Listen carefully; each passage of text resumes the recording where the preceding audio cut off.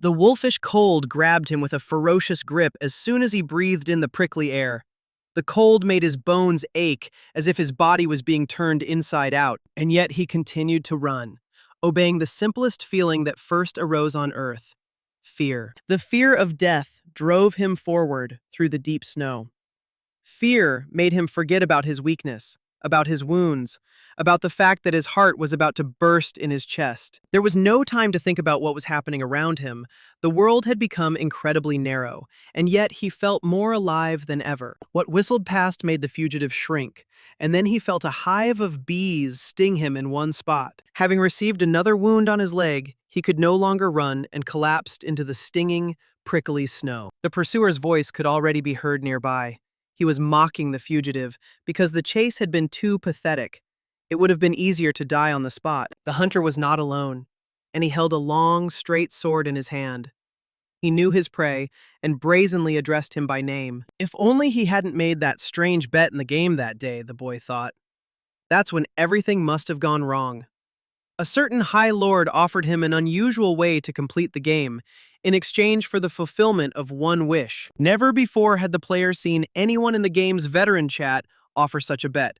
But the possibility of becoming rich caught his attention, although he initially treated it with a degree of skepticism. He had just completed a game called The Hero's Path, playing as Baekhyun, the very same one whose place he had taken. Even then, the guy was wary that no one in the chat saw this message with the bet offer. The Hero's Journey is a game in which there are gates between worlds, and hordes of monsters constantly come from them. Set in the modern world, players control hunters who fight against these creatures, and the game caused a sensation as soon as it was released. It was a well-thought-out world, with many adventures and unexpected discoveries. With 5 playable characters, the game could be started from different locations and positions. And despite being a single-player game, it quickly became popular. However, this did not last long. Even a year later, not a single player managed to complete the game. With the death of a character, they had to start all over again. Because the game was so fiendishly difficult and constantly humiliated weak and spineless players, only 0.1% of people were able to achieve anything in it. Moreover, only one user in the world managed to complete the game as Baekhyun, because it was even more difficult to play as him. And now this guy was sitting in front of the monitor, thinking about how else to entertain himself. He wasn't particularly concerned about the fact of achievement itself. Due to the game's aggressive difficulty policy, the number of users rapidly dwindled, and now there's only one veteran left in the chat. He already thought that everyone had gone to another chat when the High Lord appeared. He was surprised that there was still someone in the chat, although he thought that he had kicked everyone out. The High Lord ignored all extraneous questions and suddenly proposed a bet. Who doesn't dream of becoming rich and beautiful? The player laughed thoughtfully. But such deals with the devil always had hidden conditions. So he asked, what would happen if he lost? The High Lord asked him if he had completed the game with all the characters. And the guy almost admitted that he had, but changed his mind at the last moment because he didn't want anyone to announce it on social media before he did. So the veteran lied about not having yet completed the game as Baekhyun, and under these circumstances, he accepted the bet. At that very moment, the world before his eyes wobbled. My head was spinning like after a student party, and it became hard to breathe. This is no longer a game. This is reality now. He chose it himself. He read the frightening inscription on the monitor. As soon as he came to his senses, the world seemed to burst into his consciousness with its terrible realism. The guy felt genuine horror and was completely confused. He was completely alone in the snowy forest, without any warm clothes, with no idea where he was or where he should go. A cold, piercing wind ruffled his long hair, which he never had. It soon became clear that he was not alone and that there were other people in the forest. But this did not bode well. They were dressed in strange costumes in the ancient Eastern style, and their leader initially called Baekhyun Lord. Shin Woo-hyun, a seasoned veteran, immediately recognized the character from the game and thought he was just delirious since he saw him in front of him. It was very strange to see a character from a game that looked like a real person, but Shin Woo-hyun immediately confirmed that it was him, his teacher. And today they have a special training session, the teacher said in a soft, ingratiating voice. The veteran read all these words from the monitor screen many times, and the lines and intonation did not change at all. This training promised to be more severe than all the previous ones, Shin Woo-hyun said ominously, all because his older brother wanted him dead, Something whistled past, and the boy felt a blow on his hand. A second later, the pain of the blow overtook him, and he clutched his arm, feeling the warm, sticky liquid that quickly soaked his torn shirt. The blow had been aimed at his heart, but Yu-jun had managed to dodge it. Even though he was physically very weak, the blood of the holy sword still pulsed through his veins. But as long as he lived, he could not be anything other than a disgrace to his clan, the teacher declared, and swung his sword. This death is for his own good, as teacher Shin Hyun promised to do it quickly. This wasn't a dream or a game, the boy quickly realized. Everything was actually happening. Everything was real. There was no time for doubt. If he didn't do anything, he would definitely die. First, he caught his breath and glanced at his wound. It was burning like fire, as if someone had applied a hot coal to it. Now the last words he saw on the monitor, and everything else finally made sense. They were in the scene where Shin Woo-hyun was chasing him, which means he is now Baek Yu-jun. The investigation could be left for later. Now it was important to survive, and the guy concentrated.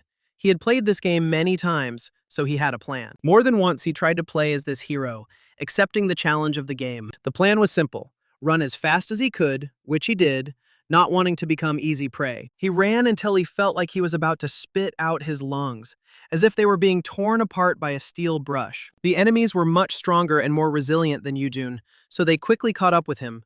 For Shin Hyun, it was also akin to a game of catch-up. The teacher maliciously consoled the master, promising to send his servants, including Son Min, to the next world after him, so that he would not be lonely. But while they were talking, the snowstorm suddenly became noticeably stronger, and the tracks that the group of pursuers had followed were almost completely hidden under a new layer of snow. Soon they could no longer see the nearest trees behind the white blanket of snow.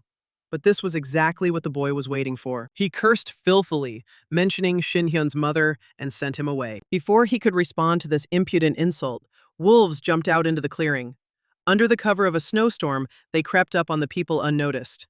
Cold and hunger forced them to take a risk and attack the man. But Shin Hyun was an experienced swordsman, so he finished off the beast with one swing and then collapsed onto the snow at the same moment. The snowstorm became even stronger, and white flies made the backs of the remaining hunters barely visible. It seemed like they had attracted the ice wolves with their cries, Shin Hyun realized, but he didn't show the slightest sign of concern. But the rest of the pursuers were not doing so well. The ferocious wolves were tearing them to pieces. Such a picture evoked nothing but contempt in the senior warrior. For a man to be afraid of some kind of beast, most of his companions would be useless in the future anyway, and the wolves had to be gotten rid of as well. But first he wanted to finish what he came to this forest for. However, taking advantage of the confusion caused by the appearance of the wolves and the snowstorm, Yu-jun escaped. The fugitive himself was not able to get far. At first he wanted to stop the bleeding and found medicinal herbs under the snow. However, it didn't work right away. And at first he doubted that he remembered the recipe correctly. However, a moment later, a system message appeared and informed him that, despite his inexperience, he had already managed to create a new ointment. As soon as the medicine started working, the wounds began to heal. And in addition, Yu-jun gained resistance to cold. Now he could breathe a sigh of relief. The skills from the game seemed to work here. Playing for other heroes might have been forgotten, but Baek Yu-jun's journey was hardly forgettable, as it took 2 years, and on the other hand, it didn't bode well. Now he was Baek Yu-jun, the junior heir of the Holy Sword clan, whose pavilion was located high in the mountains and looked more like a palace. It was founded by a great warrior nicknamed the God of War for solving the gate problem many years ago. The founder himself disappeared, but his clan continued to thrive thanks to the records he left behind. Baek Yu-jun was 5th in line to inherit this great clan. The hellish difficulty of the game now felt immeasurably terrifying on this side of the process. Thanks to the herbs, the boy saved himself from the cold and blood loss. But the effect was temporary and would last no more than half an hour. Every decision he made now determined his fate. At least he had the hero's path system, and it worked on this side too.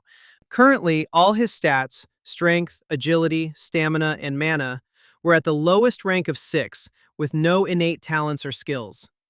In this world, he was a ragamuffin, despite his noble birth. This passage always began with mortal wounds and the threat of freezing to death. It did not forgive the slightest mistake, and the presence of pursuers was also always present. The Ice Wolves would buy some time, but they wouldn't be able to break Shin Woo-hyun himself, especially since he had an artifact in his hands that could track down Yujin. He might as well have put a beacon on himself. But the seasoned veteran knew one way out, the Forest of Labyrinths, and headed straight into the lair of death. Meanwhile, his pursuers had already dealt with the Ice Wolves. A pendant lit up on Shin Hyun's chest, and it was this that unmistakably showed them the location of the heir. This time the teacher intended to catch the negligent student. The fact that he had managed to escape twice had already angered the hunter considerably. However, everyone understood that the fugitive was heading into the Labyrinth Forest, known for its danger. Shin Hyun firmly stated that they all had to risk their lives to complete the task.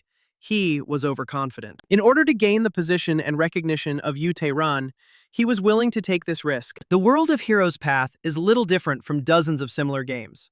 There are gates of varying levels, and the monsters that emerge from them, as well as the hunters who fight them. The level of the hunters also varied, as did the difficulty of the tasks. But the Forest of Labyrinths was an area that all hunters avoided. The monsters that lived here were beyond imagination, and meeting them was the last thing anyone would ever experience. This place was hell, and Yujin tried to walk as quietly as possible so as not to inadvertently give himself away. The monsters on this mountain built their own ecosystem. They became new life forms and lived here like ordinary animals. It's obvious that the weakling Baek Yujin will definitely die here without strong security. He wouldn't have ended up here if his teacher Shin Hyun, who had taught him since childhood, hadn't betrayed him, deciding to support his older brothers for the sake of more profitable prospects. When the youngest heir began to cast a shadow over the entire pavilion, they decided to get rid of him. The teacher brought Baek Yujin to the mountain, and this is where the hero's journey begins.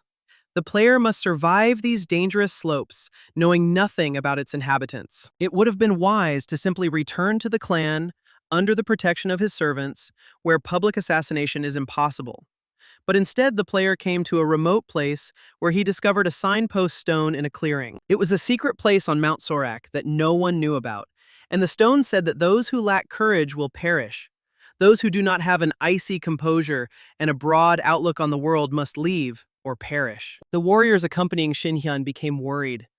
Many had entered this labyrinth, but no one had returned, so they understood what awaited them at the top. However, the squad still needed to prove the death of the youngest heir, and they couldn't simply return, especially since Yu Tae-ran had given them an artifact with which they could return without getting lost on the misty slopes of the mountain. There was just one thing that bothered Shin Hyun. He didn't understand when Yujun had become so desperately bold. It was as if he had suddenly become a different person. His actions did not resemble a panicked flight, but a well-thought-out retreat, according to an unspoken plan. Shin Hyun saw the fugitive moving deeper into the labyrinth and realized he had to hurry. Yujin's tracks were not yet covered by snow. He had passed this path only recently, and because of his wounds, he could not walk quickly, although he managed to stop the bleeding. So Shin Hyun led his men on the trail. The plan was simple: catch up, destroy, and make it back before the monsters intercepted them. However, they soon discovered that it was difficult to navigate this forest. It was not for nothing that it was called a labyrinth, and they could no longer figure out where the way back was. Shin Hyun impatiently reminded them where they were. One of the warriors didn't immediately understand what he was talking about until she tripped over a root, as she first thought. At that moment, they ran past a body, some poor fellow who had died there, and his body had still not decomposed due to the cold. Such was the Forest of Labyrinths, said their leader. It was impossible to tell for sure whether they were going in circles or on the right path. Many had wandered here dozens of times before they simply ran out of strength. Such was the nature of the labyrinth. Shin Hyun ordered his men to remain vigilant and not to fall behind if they did not want to get lost and wander here for eternity. It was difficult for Yujun. He was overcoming pain that he had never felt before. The game never conveyed the feelings that the character actually experienced. It's one thing to sit in a comfortable chair and press a button, sending the hero forward. But it's another thing to do it yourself. Even though the guy knew what to do, he instinctively felt that he could actually die here. The bet the High Lord offered him was truly a deal with the devil. No one warned him about this. However, one thing cannot be taken away. Even though he was deceived, he made this choice himself. There was no one to complain to. Now it was already in the past, and these thoughts could not help in the present.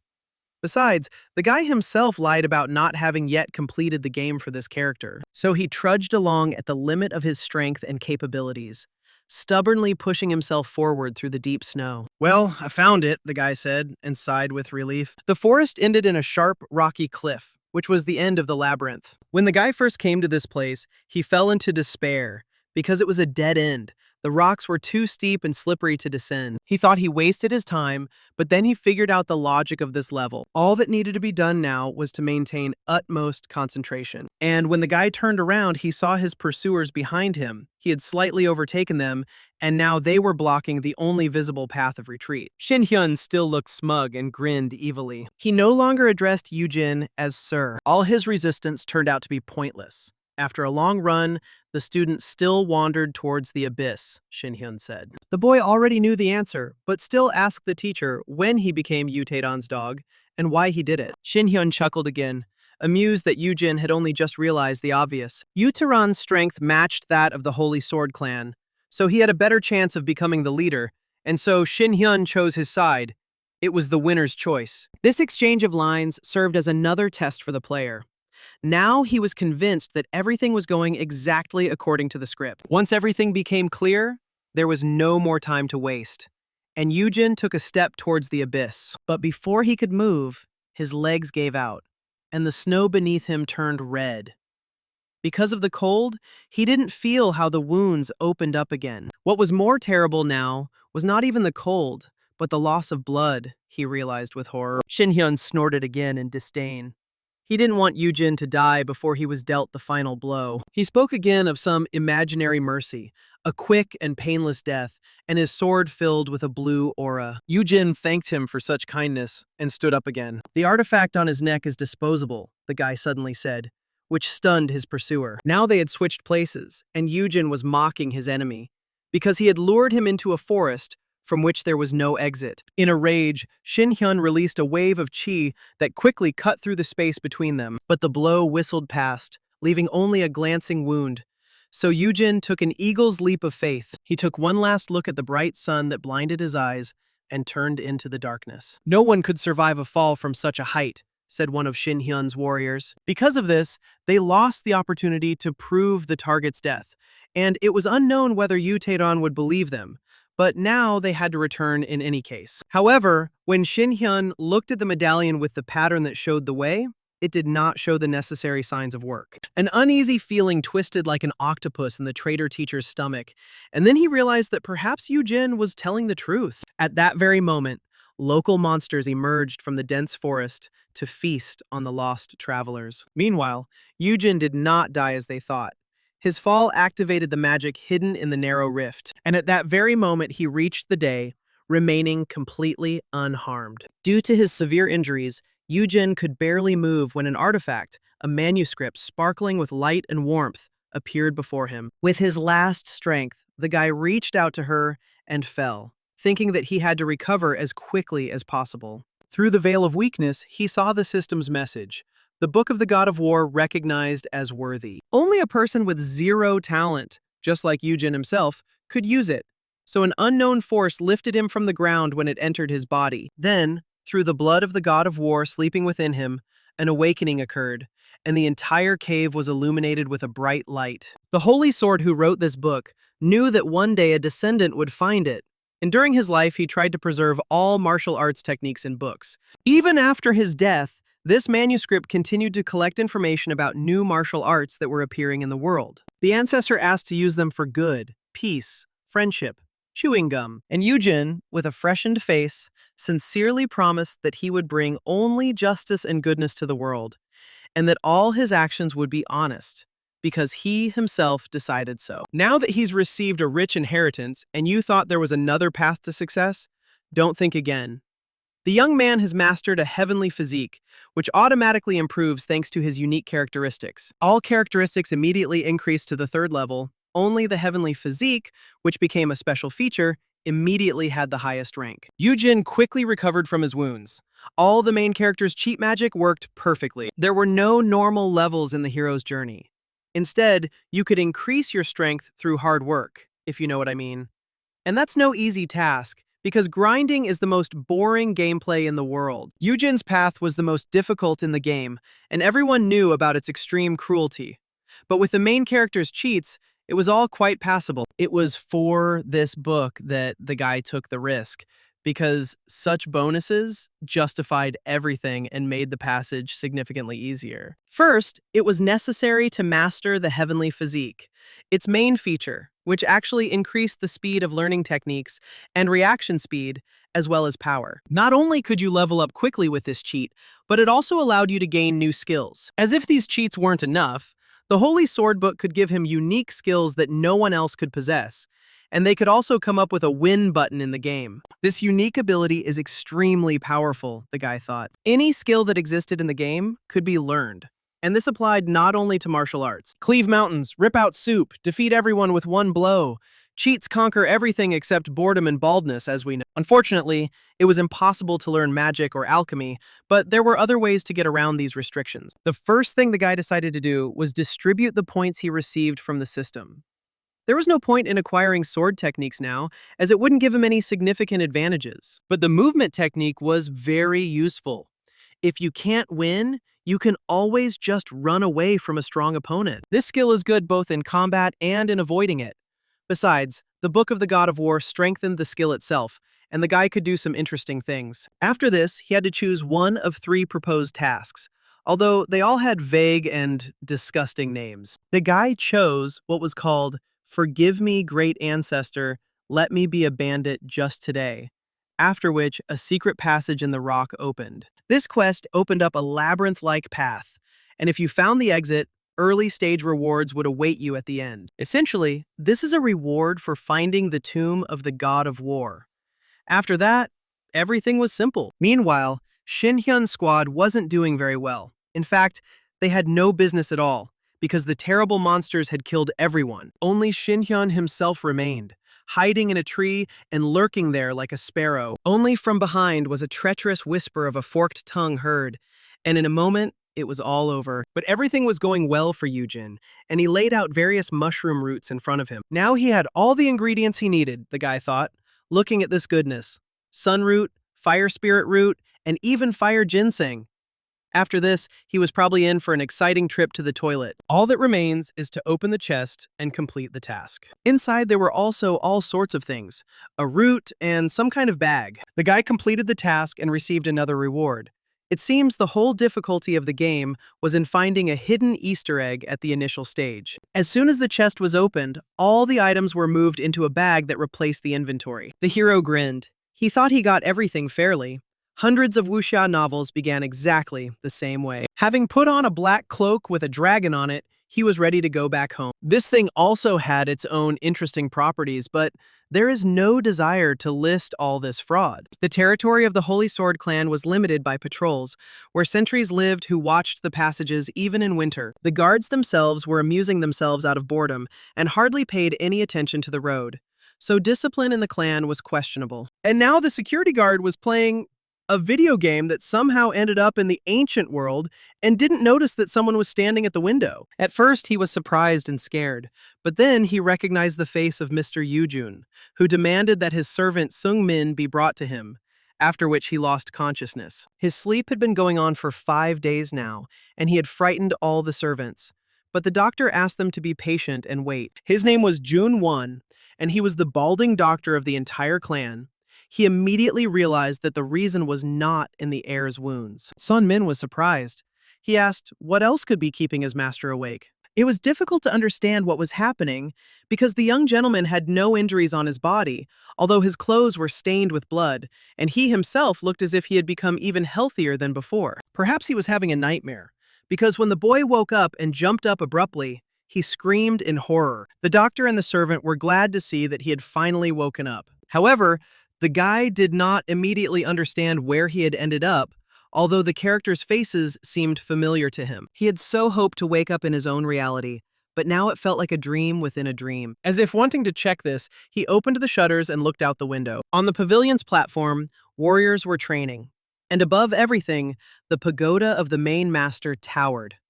Without a doubt, this was still the world of the game. Different masters went about their business, to fight against gates of different classes. This is what appeared before the guy's eyes. He stood by the window for a while, hoping that everything would disappear like a delusion. But the Holy Sword clan and its house did not disappear. All his dreams went up in smoke.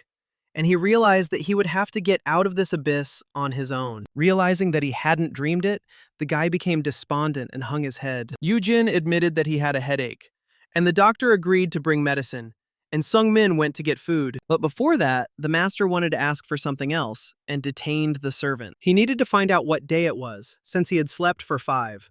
So it was the 15th day of the month. "The year is January 2035, said the servant, and a system window appeared in front of Yujin. Of course, all this was not a dream. He just returned home, the guy realized. Later, he ate the good meat with great pleasure and thought about what to do next. Even though Yujin had returned to the clan, this place was hardly safer than the icy wastelands. Still, in this place, many people fight for supremacy using fists. Fights are common here, with children of the main clans vying for power and influence. Yu Taeran, the eldest of the main heirs, was the one who wanted to get rid of his brother. There was no point in expecting kindness from the others either. They once had 3 more children, but they were all killed on the orders of Yu Taeran, which was part of the usual struggle for power. He got rid of competitors in advance. Some of the children joined Yu Taeran, while others resisted his will. But Yu Taeran justified his horrific actions by citing a struggle for inheritance. He already had a strong coalition of other warriors, so going against his will would have been pure suicide. Yu Taeran sought absolute power over the entire clan, and was the main threat to Yujin. The date matched the one in the game. The guy thought after finishing his meal, in 2 years, Yu Taeran will become a patriarch. And if their issue is not resolved by that time, Yu Taeran will do everything to remove the obstacle. To defeat him, it was necessary to close the monstrous gap between them in a very short time. For now, Yu Taeran had left to close the gate, and he would be gone for 2 months. During this time, it was necessary to become as strong as possible. So the hero immediately got to his feet. Only by becoming stronger could he hope that the clan would recognize him. Yujin stopped at the hall of the great physician, who was one of the great teachers. When he went inside, he saw the master at work, grinding herbs in a mortar. Yujin apologized for disturbing him. He came here to quickly increase his strength, to get doping, in other words, violating all the agreements of sports organizations. And for this, he decided to first become a student of this herbalist, observing his work. At first, the doctor did not understand his request. It seemed so surprising to him. Yujin admitted that he is worried about his current condition. Juwon was a doctor who served the previous head of the clan. He not only loved his work, but also possessed extraordinary talent. The healer did not participate in the struggle for the position of clan leader. He was mostly concerned with collecting herbs and producing medicines, and until now, he did not have an apprentice. Juwon probably could have found a student if he wanted to, but he had his own reasons. The problem was that no one considered herbalism to be a worthy pursuit in a world where strength was everything. As a result, even after many years of living in the clan, Juwon still did not have a successor. However, with his help, Yujin could obtain a cure, a magical elixir that could help him become stronger. This required the skills of a pharmacist. Juwon told the guy that he was busy now. Creating the medicine took him a lot of time. He politely stated that he had become less agile with age, but Yujin did not object. The doctor asked the boy if he was interested in his art, but asked him not to give the old man any extra hope. But Yujin, his eyes shining and full of genuine enthusiasm, declared his intention to study with the herbalist. Yujin had already learned some things from books, he told the doctor, since he couldn't claim to have seen them in the game. By the smell, he quickly identified the names of the herbs the old man was mixing: peace grass, sleepy flower. And judging by the smell, he assumed the potion he was creating could help alleviate emotional pain and restore emotional balance. Apparently, the guy had played on other systems, far into the future, that transmitted scents. In order to gain Juwon's trust, he decided to show him his skills first. And it worked. The old man was very surprised. Then Yujin said that he had obtained and consumed the herbs himself, which is why he remembered the smell. But there was another smell in the potion, that of a screaming herb that was poisonous.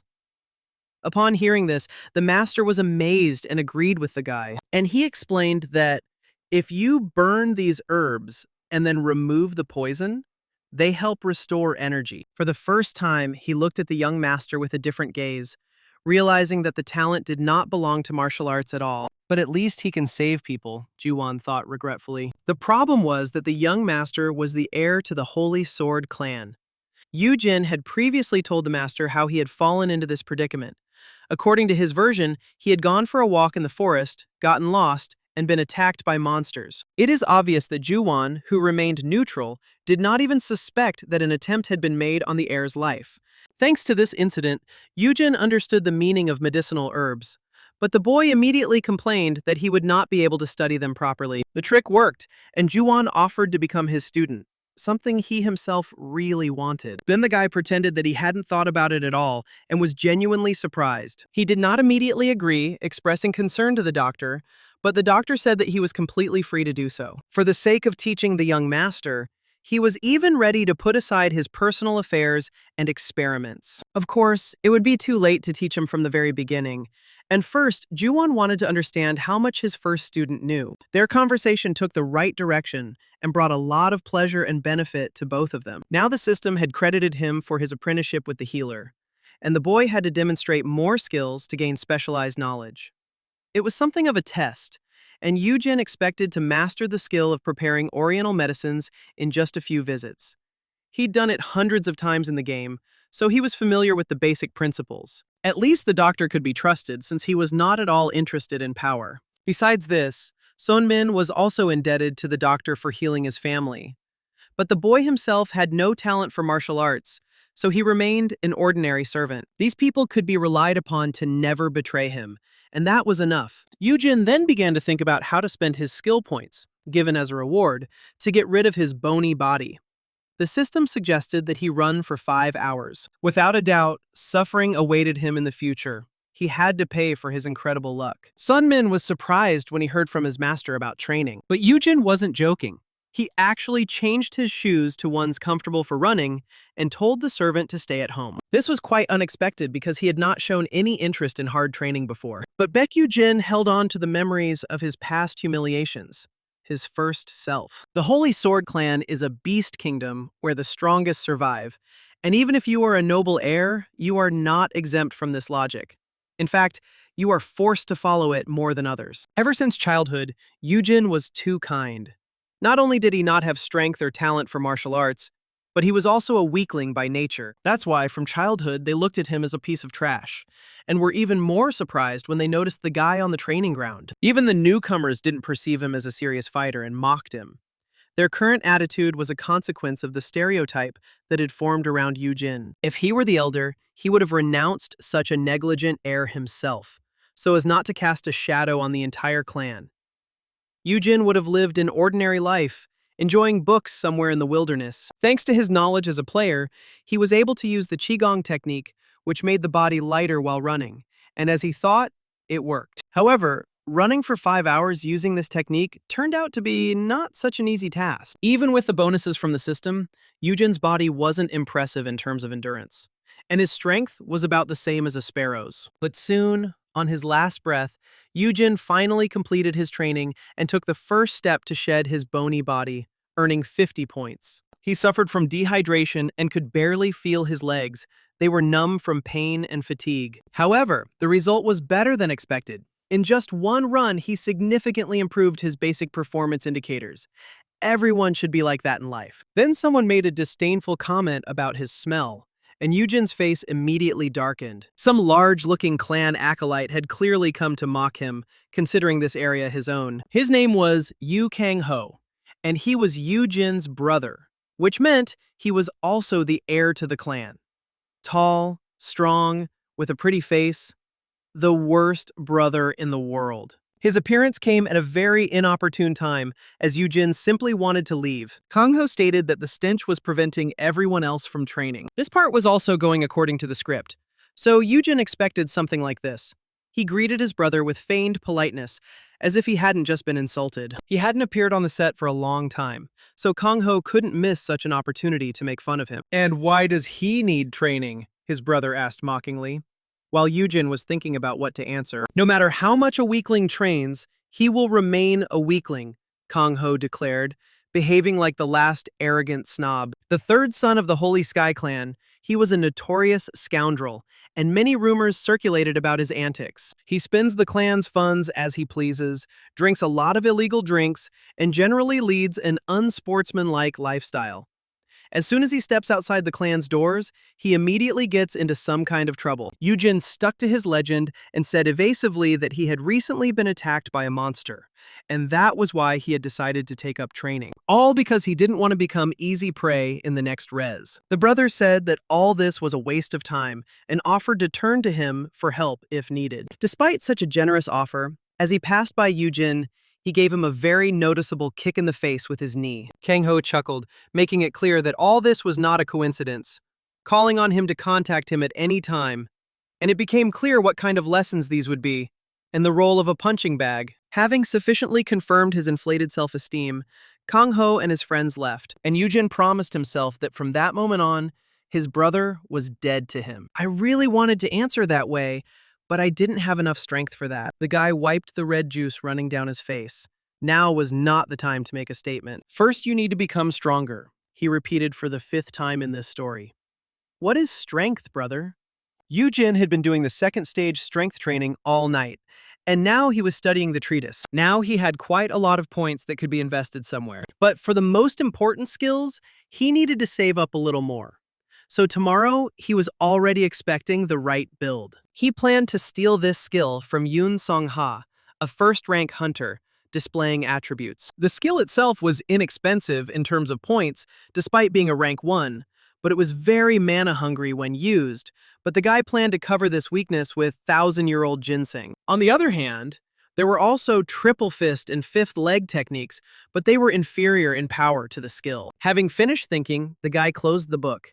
He had an important event ahead of him tomorrow, and he grinned maliciously into the void at his brilliant plans. The next morning, he continued working on the steps to get rid of the bony body. At the same time, he demonstrated his amazing knowledge of herbs in order to win the favor of the doctor. The guy knew quite a lot about herbs, their properties and processing methods. For example, some poisonous herbs were dangerous, but after roasting, they were perfectly usable. Juwon almost burst into tears, realizing that he had been given a very skilled student. For the next 4 days, the guy spent time taking herbs and training his bony body, until finally, his herbalism skill increased to the 2nd level, which increased the rank of the products he created. Juwon praised him for his success. In just a week, the boy had learned what it would take years to learn, and the doctor attributed it all to talent. Yujun noticed that, just like in the game, others couldn't see his status. But now something else was more important, and the boy thanked the old man for the lesson. He said that he needed help in preparing a certain drug. Juwon promised to help and asked what kind of medicine it was. Then the boy laid out in front of him the 1,000-year-old ginseng that he had received as a reward, and other valuable herbs, which delighted the old man. Juwon suddenly realized that the monsters had attacked the guy for a reason, as he had told the story. Yujin asked for forgiveness. It was obvious that these events were connected, although the doctor did not know all the stories. But Juwon himself understood what a treasure the guy had grabbed. So in his place, he would have taken a risk too. Although the doctor had never held a 1,000-year-old ginseng in his hands, he had no doubt that it was precisely this, based on the energy emanating from his body. Yujin wanted to make a doping agent from it that no commission could detect. He wanted to create a medicine that would bring his yang energy to its peak and overpower the power of ginseng. So he was ready to eat this root right now. Juwon nodded in understanding. Now he understood why the boy had trained hard for several days to prepare his body for absorption. Inspired by his plans, the selfless doctor decided to get down to business immediately. Together with his 2nd-tier skill and the help of a healer, the processing effect was strengthened, and they worked until late at night to get everything done. As a result, the most powerful Yang energy pill was created. There was ginseng nearby. The 2 remedies were supposed to balance each other. Juwon said that he would be there if help was needed. He promised to oversee the entire process. Then, Yujun grabbed the Yang pill and swallowed it. It felt like swallowing hot gold. From this burning sensation, he even rose into the air, perhaps on a jet stream from below. The guy's eyes also filled with fire. He groaned as if he was severely constipated. The yang energy was slow to spread evenly throughout the body, so I had to endure it. Once the yang force began to circulate in every cell, Yujun swallowed the ginseng and began to mix the forces. He flew even higher, as if performing an exorcism, and screamed, causing the doctor to worry. Ju-won was already thinking about calling the master for help to stop the process. But at that very moment, the guy applied advanced agricultural technology and began to balance the forces. But this technique was not like those used by the Holy Sword clan. The triple mind technique was sad and pitiful in its essence, but it could teach one to use internal chi energy. At some point, the storm subsided, and the flow of power became calm and harmonious. Ju-won watched the process in amazement because he thought it was impossible. The miracle is that the guy's body accepted ginseng, and he was also able to apply the cultivation technique. Yujun's face smoothed out, and the pain and constipation in his intestines disappeared. Now he went out for a walk and breathed in the fresh night air. Before leaving, Master Ju-won asked him where the guy got the cultivation technique. The guy answered evasively that he had simply repeated someone else's performance. Still, he couldn't reveal his knowledge and talents too much so that it wouldn't cause problems. When he came to the center of the site, he found the place suitable. And again, I called up the status window to assess the changes that had occurred. If you're interested, pause the game and check out this crazy list of cheats. The mana rank immediately jumped to second, and the bonuses from the elixirs also had an effect. Yujin then decided to use the attribute demonstration skill that the sword master had created to put excess mana into the sword, and was something like an aura, merging strength and mana into itself. Yoon San-ha, one of the characters in the hero's path, had a unique ability called Dragon Heart, which gave her an insane amount of mana, so she constantly used attribute demonstration. Now it was Yujun's turn to show what he could do, and he directed all his strength into the stone slab, not caring at all about the hard work of the masons who had to repair the platform after each such demonstration. The impact cracked the tile, but that wasn't the only effect.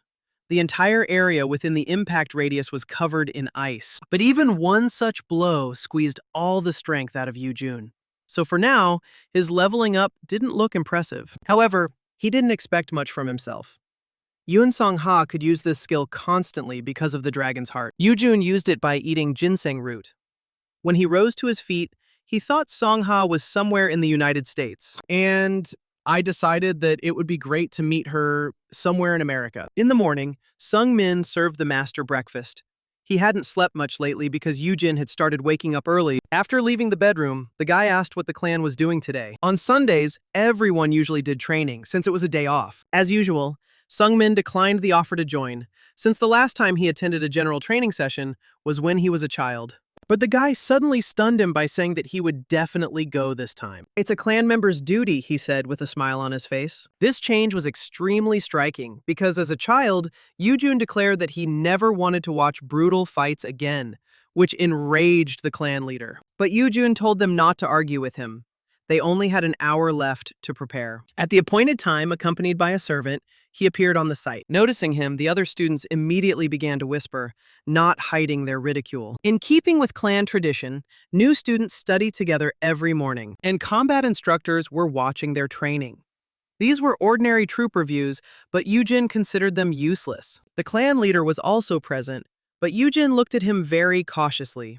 Yu Mu-hak, who sat on the throne with a stern face, as if he had been suffering from constipation for a week. The pressure on the students was serious, and there were other instructors present. Then a girl, who was sitting in the place of the senior disciples of the clan, approached Yujun and asked how he was feeling after the attack of the monsters. Yu Jo-yun, the eldest daughter of the Holy Sword clan and his sister, smiled softly at him. The guy thanked her for her help and said that he recovered with the help of Dr. Ju-won. But then, Kang-ho contemptuously called him a pathetic loser. For a member of the Holy Sword clan to be in danger of death simply because of a monster attack was an unforgivable shame. Yujun really wanted to answer, but decided to hold back as much as possible for now. Next to Kang-ho sat their younger sister, Yu-min, who remained indifferent to everything. Kang-ho didn't let up, and remembered that recently their younger brother had been frequently visiting the treatment room, which was where he belonged since he had no martial arts skills. Yujin could no longer forgive this, although he intended to behave more gently, but he realized that it was time to move on to the main event. The bastard snorted contemptuously again and told the pathetic scum to come to him after training for a special swordsmanship lesson. And then Yujin resolutely asked his brother to slam the barn shut. It sounded so abrupt and so unexpected that everyone turned to look at the youngest heir in amazement. Then Yujin continued as if nothing had happened and stated that his brother should have taken better care of his oral hygiene after his clubbing days, especially because of his bad smoking habits. Since he has time to run after girls, he should brush his teeth and tongue more often, Yujin added and grinned. Kang-ho was so insolent that he shook with anger, even though he had behaved no less offensively before. But before he could say anything, Yujun had already approached the clan leader to ask him for a favor. He wanted to study martial arts again, and that was his main task now. The clan leader waited for a while before answering, and then asked him what he was doing in this place, where only those interested in martial arts and had talent for them could be. Then Yujun admitted that he had recently developed an interest in martial arts. The leader reminded him of his own words, because Yujun didn't want to learn techniques for killing people. The guy did not deny his words, but after the attack of the monsters, he changed his mind. Such was his legend. Instead of dying without a fight, he wanted to be able to do at least something, for the sake of the struggle for survival. Now, Yujun wanted to study martial arts with one of the four masters, but Kang-ho spoke out sharply against this, saying that it was simply ridiculous. Even stray dogs would understand how ridiculous it was. The clan leader agreed with this objection. It would be a waste of time for the masters to teach someone who had neither skills nor talent. And even more so if a combat instructor were to teach him, his brother said harshly. But what if he has talent? Yujun asked, not at all embarrassed by the refusal. Now everything was going exactly according to script, so he was prepared for the head's refusal. Now it was enough to simply prove that he had talent, so that his brother would allow him to train with an instructor. The proof was very simple. He promised that exactly 1 week later, he would defeat his brother Kang-ho in a training duel. Kang-ho made a face as if a swamp frog had just croaked its greatness in front of him. This was too much even for a joke. So the brother immediately became furious, because he didn't think that he would hear such heresy from a brat who was not even a cannon shot away from the world of martial arts. But in this matter, the clan head was the one who decided everything, so Yujin turned to him. He didn't object, but warned that this would be the last chance. Failure meant expulsion from the clan. The stakes were in keeping with the guy's level of challenge and audacity, but he agreed, as he had no intention of losing anyway. Later, Yujun started preparing. He stood on the platform in front of some pillar. He had only a week to defeat his brother, and if he did, he would be able to study with one of the four instructors. The boy pressed his energy against the pole. For a guy with a system, this meant learning a top-notch skill for free. In front of him stood a mana scarecrow. It absorbed a certain amount of the user's mana, although it could not attack or defend itself. With this training, Yujun hoped to finish off Kang-ho. The younger students, as always, chatted and laughed at the hero, because they didn't know that he had already turned on the cheater mode. Everyone knew the stories and tales about how Yujin ran away from his brother in tears many years ago. Meanwhile, the hero himself was practicing the triple fist technique, a basic art that was commonly used by street gangsters. Jabs, elbows, and uppercuts. He then used a qigong technique and quickly approached the target, performing a mana strike. His friend, a student, also observed his efforts, looking at how the boy was beating up the scarecrow, who wasn't fighting back. It had already been 3 days since Yujun started this training, but he still lacked stamina. And he himself did not perform any special techniques, so his victory looked doubtful. All this time, he ran using qigong, after which he beat up defenseless dummies. But what was even more amazing was that he could use the running technique all day long. No matter how much he jumped, his energy never ran out. It was difficult to understand why the guy was studying fist techniques and not sword techniques. Then, another instructor noticed that Han Song-ah was looking somewhere and asked her about it. He also asked if she had changed her mind, but Han Song-ah's answer remained the same, and she refused. The girl did not want to support young master Yu Tae-ran, and wished the best to teacher Kong Mo. Yujun trained until he broke all the sports equipment, which would have earned an ordinary clan disciple a week of flogging. It's good that these guys don't fight back. The guy liked this type of training. As he expected, there were no visible changes compared to the game.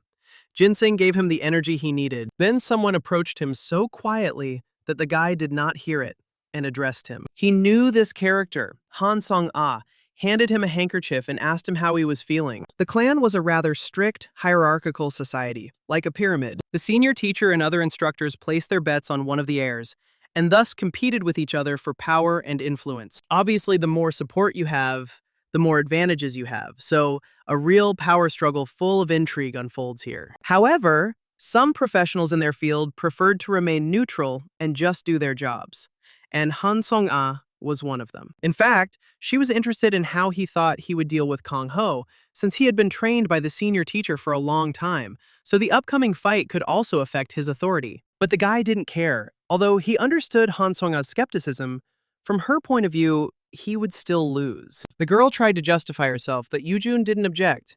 He himself would have asked the same thing in her place. Only a fool would request a sparring match without a reason and a solid basis that he could win. Han Sung-a was again surprised that the guy relied so heavily on fist techniques.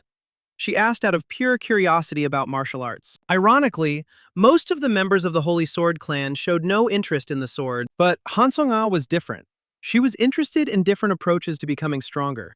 She didn't hesitate to even use magic. Because of her position as a teacher, she could not admit it right away and was cautious. So now it was clear why she showed such interest in the heir, who decided to use fist fighting. After all, in the Holy Sword clan, it was customary to use a sword. Then Yoo-jun thoughtfully asked, who decided that there was only one way? In the past, the founder of the God of War clan used fists, spears, bows, and wrestling techniques.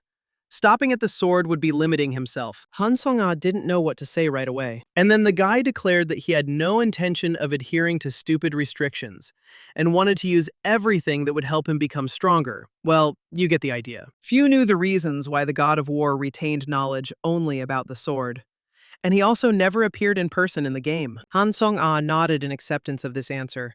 Since the boy was not bound by the restrictions of his mentors, he could think freely. And then the girl teacher offered him her help, although she did not consider herself ideal. This was exactly what Yoo-jun was waiting for, because he knew about the girl's curiosity. She had to understand that everyone in the clan despised him, and if she took on teaching him, it would affect her too. Han Sung-a didn't care much about such trifles. She herself felt like an outcast in the clan. Since they are both looked down upon, her help will not change anything anyway, the teacher said. Other teachers would have turned him down even if he asked them for help. But Han Sung-a offered her support herself, because she knew very well what he was like, and she didn't care what other people thought. And besides, the girl was a talented teacher. That's why the guy immediately agreed and said that it was a great joy for him. Han Sung-a had the potential to become a magical swordsman, and she was very good at mana manipulation, so it would be useful for her to learn circulation techniques. As soon as the boy agreed to study with her, the girl told him in a chilling voice to stay there. The boy thought that they would start tomorrow, especially since he had already spent the whole day here. But the new teacher told him not to talk like a weakling. He had already forgotten about her character.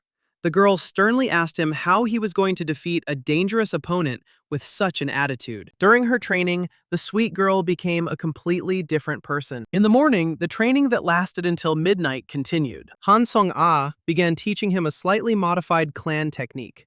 And first, she needed to inject some mana into his body. As soon as she touched the guy, she immediately realized that the size of his dantian was impressive.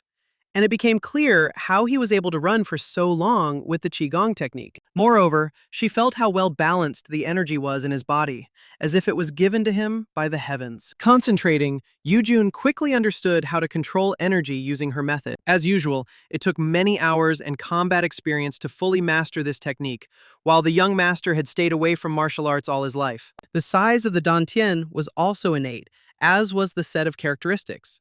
And Han Sung-a was in no hurry to judge the guy. But then her face took on a surprised look and lit up with the guy's inner energy. The girl was laughed at every time she refused to serve the heirs. She simply didn't see anyone with enough zeal to learn martial arts.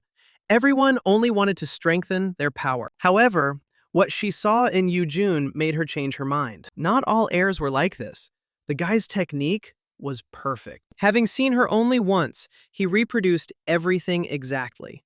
It was an incomprehensible talent. With such talent, it was time to fight for the place of the head of the clan. Moreover, the guy had interesting views that did not limit the study of martial arts to the old techniques of the clan. He considered such conservatism foolish, and hope appeared in Han Sung-a's mind that with such a clan leader, their foundations could change. She still maintained neutrality, but her help now had another motive.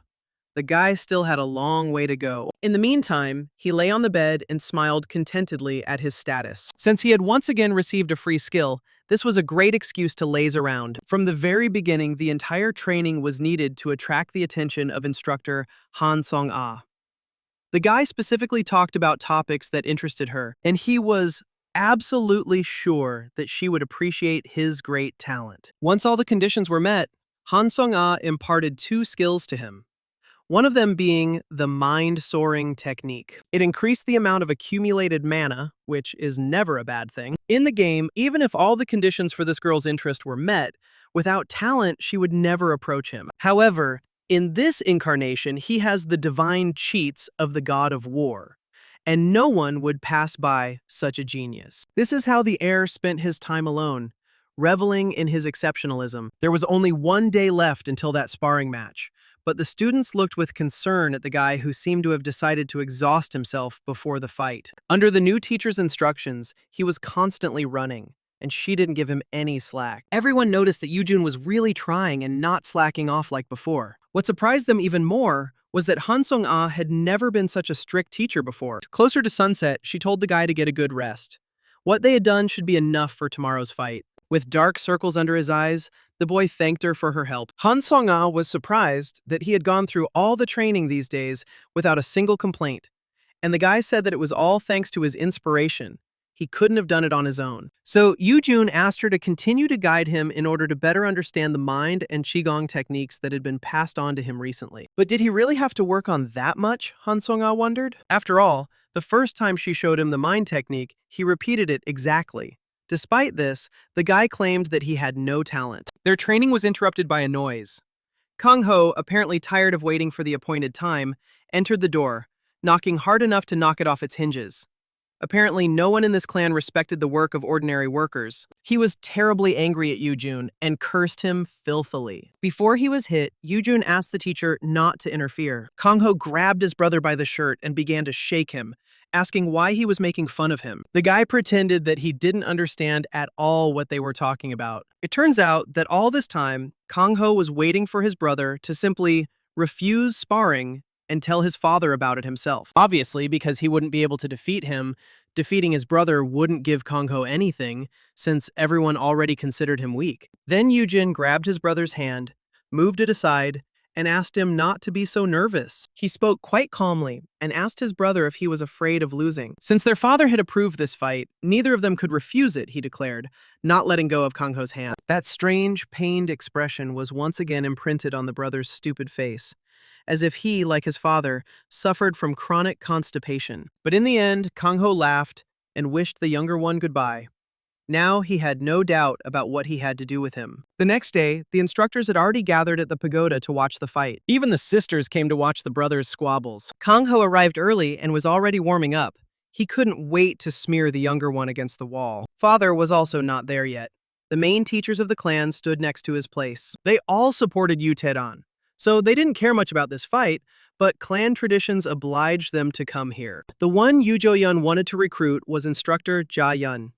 It's so cool how all the names are so similar. A little later, Yoojun himself appeared in the company of his new mentor, Han Sung-ah, and this change made everyone look in his direction. After all, this instructor usually maintained his authority, but now two outcasts had gathered together. The guy looked at the sky. It was quite cold. Unfortunately, the clan's walls couldn't hold it back. He looked at his teacher and asked what she thought about it, but the teacher did not answer right away. Although she was worried about him, although she did not think that he would lose, after all, she had seen his training. Kang Ho was known for his brutality. Even if the guy won, he could come out of the fight crippled. She was worried about him as if she had become an official teacher, and Yoojun noticed this. The girl became embarrassed and immediately cut off the conversation because the head of the clan had arrived. It was time to get ready, and looking at his brother, Yoojun remembered that since childhood, he loved to wander around different places. One day he ran into a monster there, which seriously injured his right hand. They said it was barely possible to heal it. The boy handed over his fashionable robe to the teacher. It was not just that he remembered this incident. Moreover, I received a task from the system to teach my brother a lesson in order to get 300 points. The clan leader took his place of honor, which meant that the battle could begin. The judge stepped forward and called the participants to the center of the court. In this fight, Yoojun was going to use thick leather gloves, perhaps borrowed from a biker friend, and Kang Ho held a wooden sword in his hands, and he was terribly angry. But this only played into Yoojun's hands, since an emotional opponent is easier to control. Biting his lip, he thought about how to quickly deal with his brother. His attitude was not at all suited to a sporting competition, but it was unlikely that anyone in the clan thought about the rules if they allowed doping during training. As soon as the gong sounded, Kang Ho rushed to attack, with the sword technique of soaring into the sky. The fangs of the 5 dragons and vortexes of energy immediately rose up around him. The 5 whirlwinds were a great threat to those who did not practice martial arts. Yu-jun moved slowly. He didn't even try to dodge. And then he swung his hand, bringing his fist behind his back. In the distant past, he tried many options to overcome this moment in the game, and he even completely despaired, not knowing what to do to defeat Kang Ho. I had to come up with everything myself, because there was no one to even ask, no one played for Yu-jun. So he sat at night and went through all the possible options. When suddenly an idea came to him.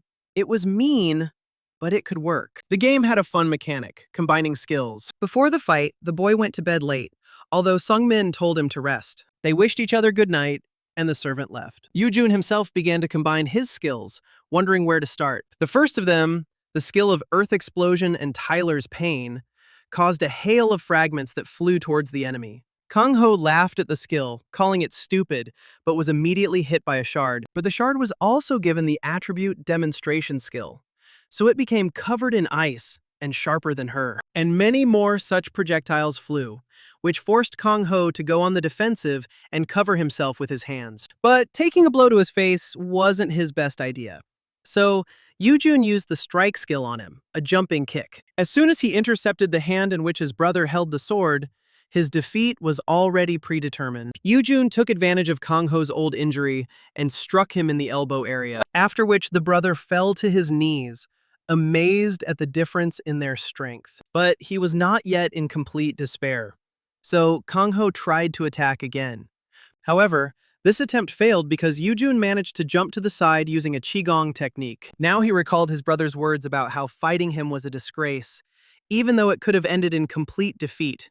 Yet Yu-jun wasn't even a scratch. Grabbing the sword with his left hand, Kang Ho, lisping through his broken mouth, ordered him to shut up. Then Yu-jun asked his brother if he knew why his father turned a blind eye to all his antics. It was all because Kang Ho had a talent for humiliating others. But now, looking at him, it was hard to understand why his father valued his troublemaking son. Despite his wounds, Kang Ho still had some strength left, and he rushed at Yu-jun again with a moon slash. This blow couldn't be blocked with a bare hand, otherwise you could lose a limb. So Kang Ho chuckled. But Yu-jun filled his fist with mana and met this blow. And he managed to reflect this attack. All the energy of the blade was dissipated. Only the strong survive in the Holy Sword clan. The strong hunt the weak, Yu-jun said, and jumped into the sky.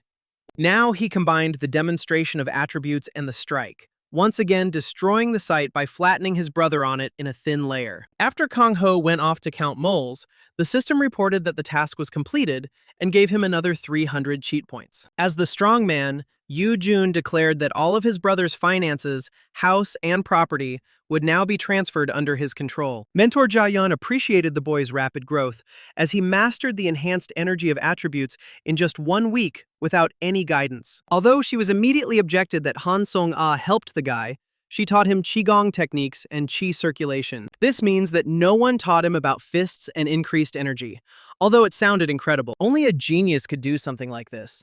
But even he should have been born with the necessary talent, Jo-yeon thought. The father tried to educate his youngest son from childhood, and perhaps it was not without reason. It seems that the head of the clan made a mistake in abandoning his attempts. Whether this is true or not, the head himself looked tense as always. Yu-jun was breathing heavily.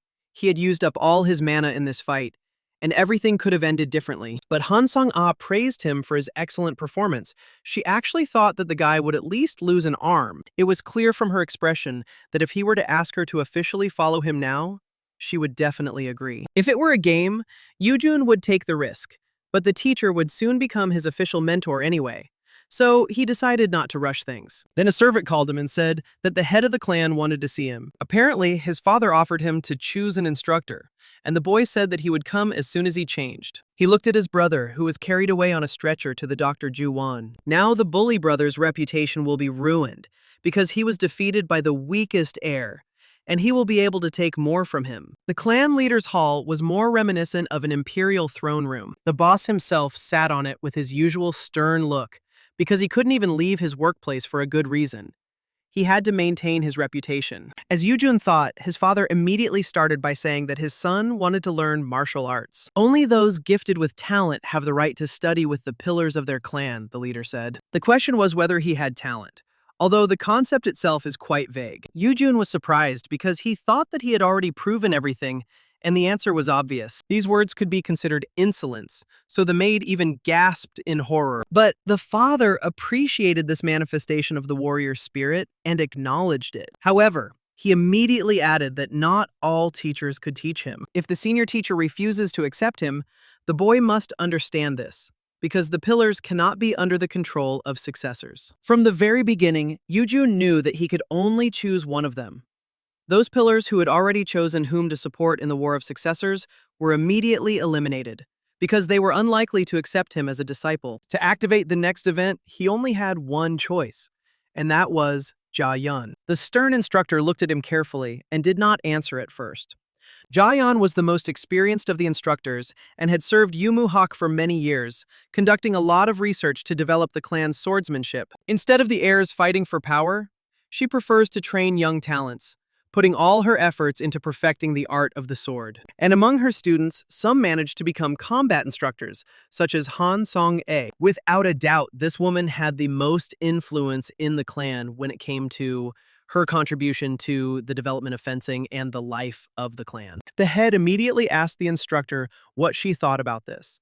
The other teachers were skeptical about Yoo-jun's wish, because Ja-yeon did not take heirs as students, and even Yoo Tae-ran only taught the basics. However, the teacher herself had a different opinion, and stated that she had to check something first. She approached Yoo-jun, and he did not object, as he knew what kind of test would follow. Like an ambitious master who strives for perfection, she wanted to know how good his talent was, and touched his shoulder. And then she pulled her hand back, looking at the guy in amazement, saying only one word, flawlessly. The other pillars didn't immediately understand what she was talking about and asked what she meant.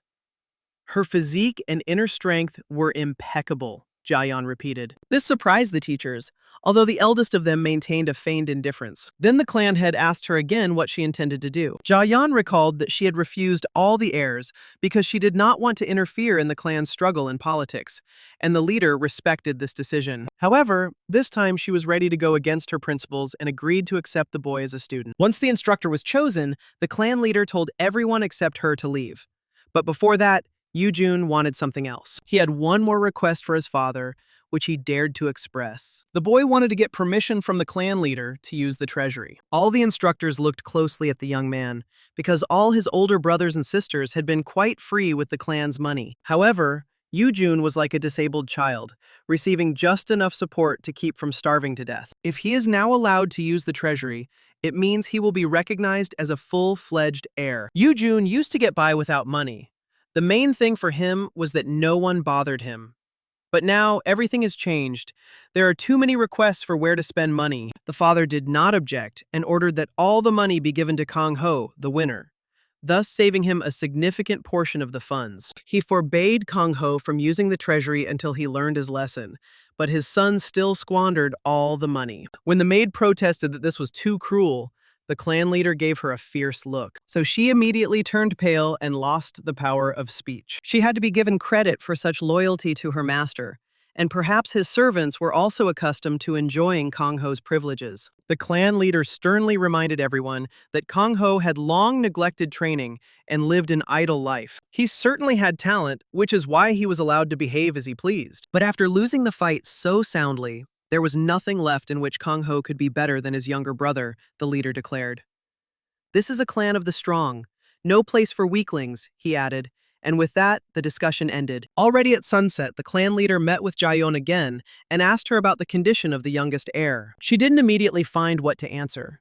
During her time as an instructor, she had trained hundreds of young men and women, but none of them had the talent of Yoo-jun. Certainly such talent could be compared to that of the clan leader himself. This change was astonishing because the father had watched his son for many years and had not seen even a spark of such talent. Everyone already knew that Yoo-jun had recently lost consciousness due to a monster attack. There was a possibility that something happened to him at that moment, Ja-yeon said. This was interesting, thought the clan leader, and smiled for the first time. Another variable has appeared in the conflict of successors. Meanwhile, Yoo-jun was busy recovering.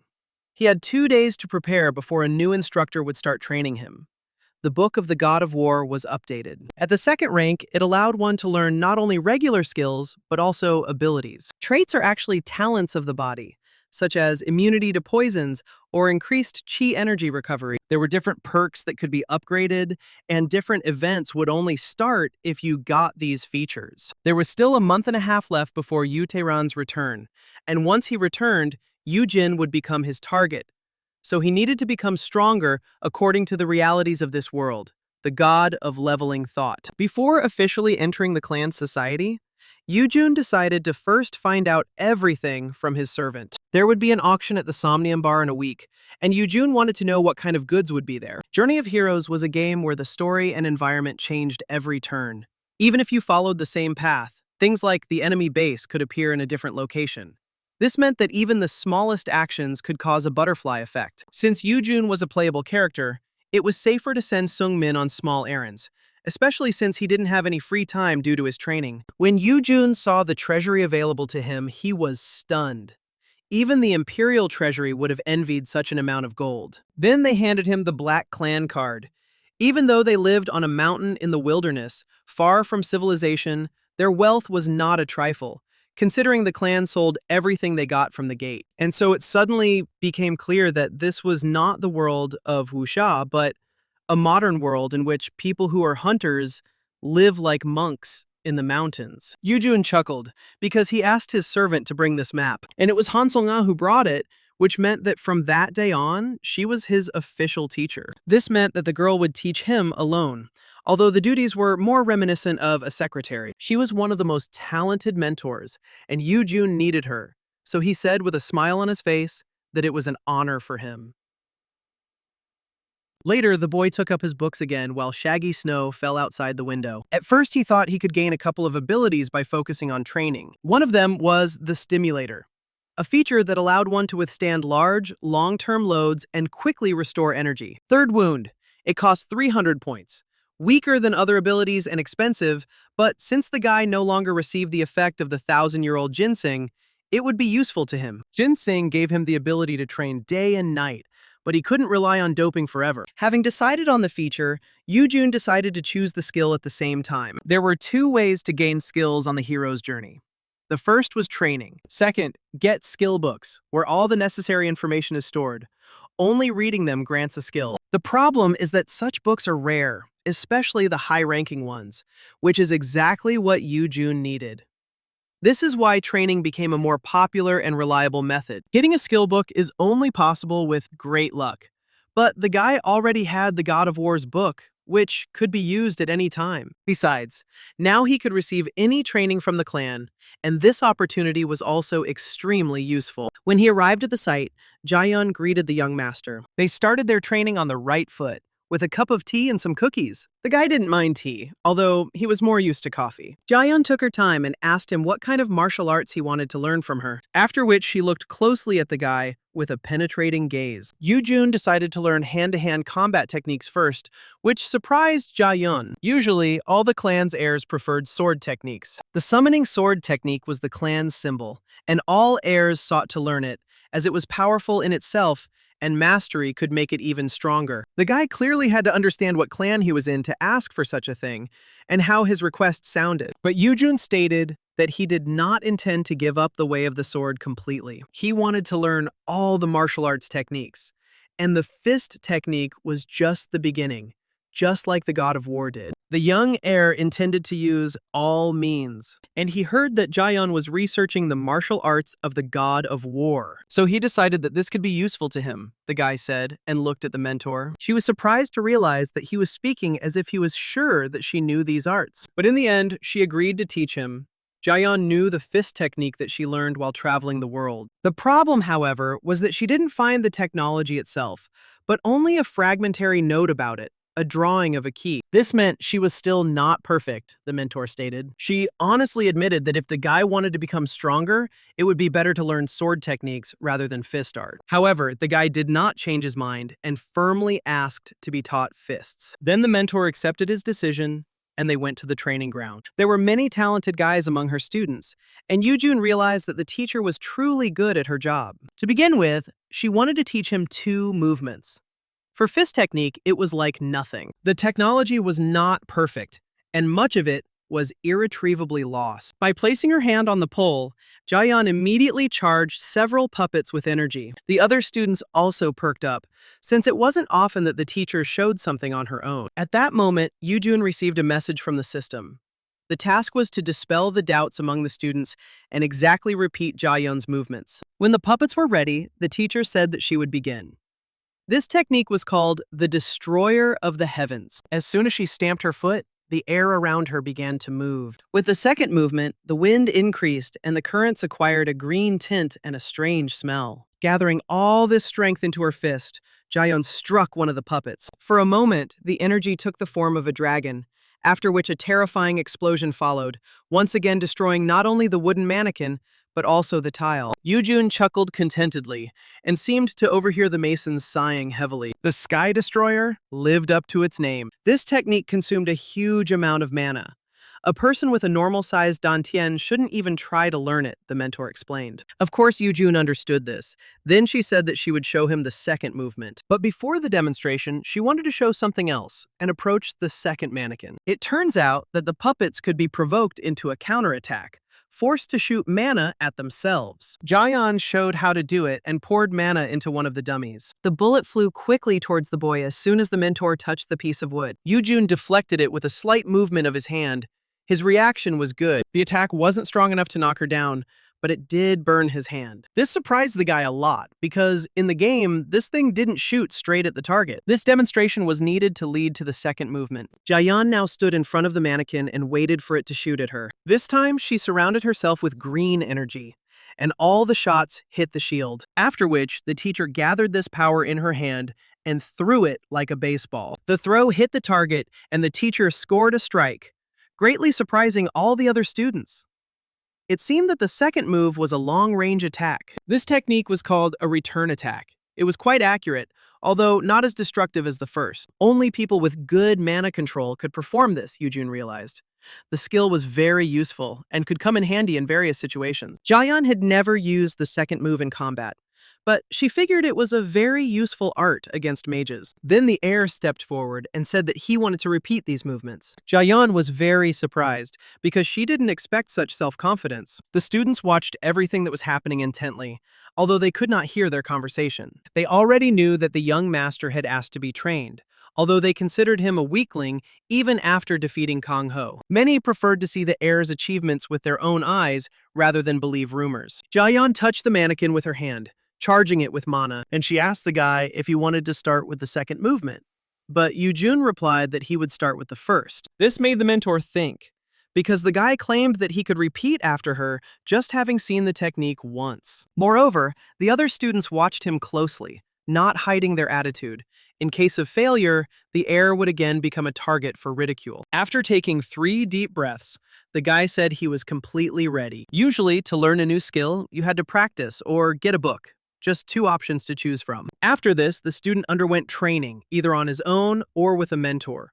Hard training was inevitable in any case, but this did not apply to the god of cheaters, because he had an artifact from the clan's founder himself. As soon as the dummies shot mana at him, he immediately called down fire. Everyone saw how his fiery energy surrounded his body and repelled the attack of the mannequins. This was the second move in which Yoojun absorbed the opponent's attack. Now he could gather all his strength for a strike, just like Jaeyeon did in the first technique. When the air hit the dummies, he caused a fire tornado that nearly burned down the neighboring barn. The explosion was so powerful that a couple of sheds were sure to burn down. As soon as the head of the burnt mannequin rolled towards the students, they immediately fell silent. Even Jaeyeon couldn't believe her eyes.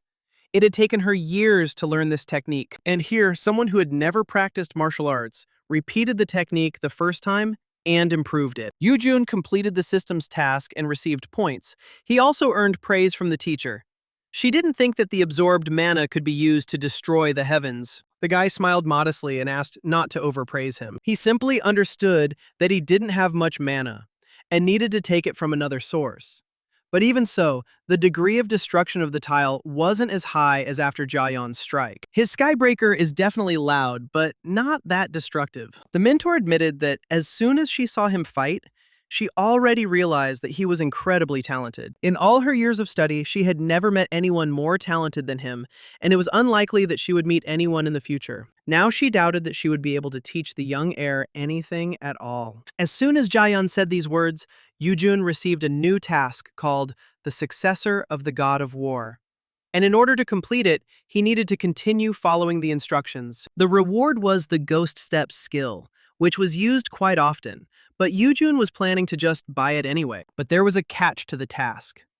Despite her doubts, Jaeyeon still wanted to teach the boy, and she ominously suggested that I try out the Ghostly Steps skill on myself, which meant starting training at a catastrophic level of difficulty. Yoojun had been working hard all week and was now completely exhausted. The teacher stood over him and praised him for his work, despite the fact that the boy refused to continue. In just a week, he's made a lot of progress, she said. Yoojun modestly noted that everything was not so, and he was still far from her level. But these words meant that he was somehow comparing himself with the senior instructor. Dr. Juwon came to see his progress, accompanied by Han Song-ah. It was strange to see them next to the young heir, so Jaeyeon was surprised. The doctor brought him a remedy for a quick recovery, and they exchanged the usual pleasantries. Han Song-ah also greeted her mentor, who asked what brought them here. Then the guy told Jaeyeon that her student was now also his mentor. And this again caused the senior mentor to let out a cry of astonishment. Jaeyeon immediately remembered that her student had promised to remain neutral. The embarrassed girl stated that her opinion on this matter had not changed. And then the teacher apologized for being rude. She just wanted to tease her.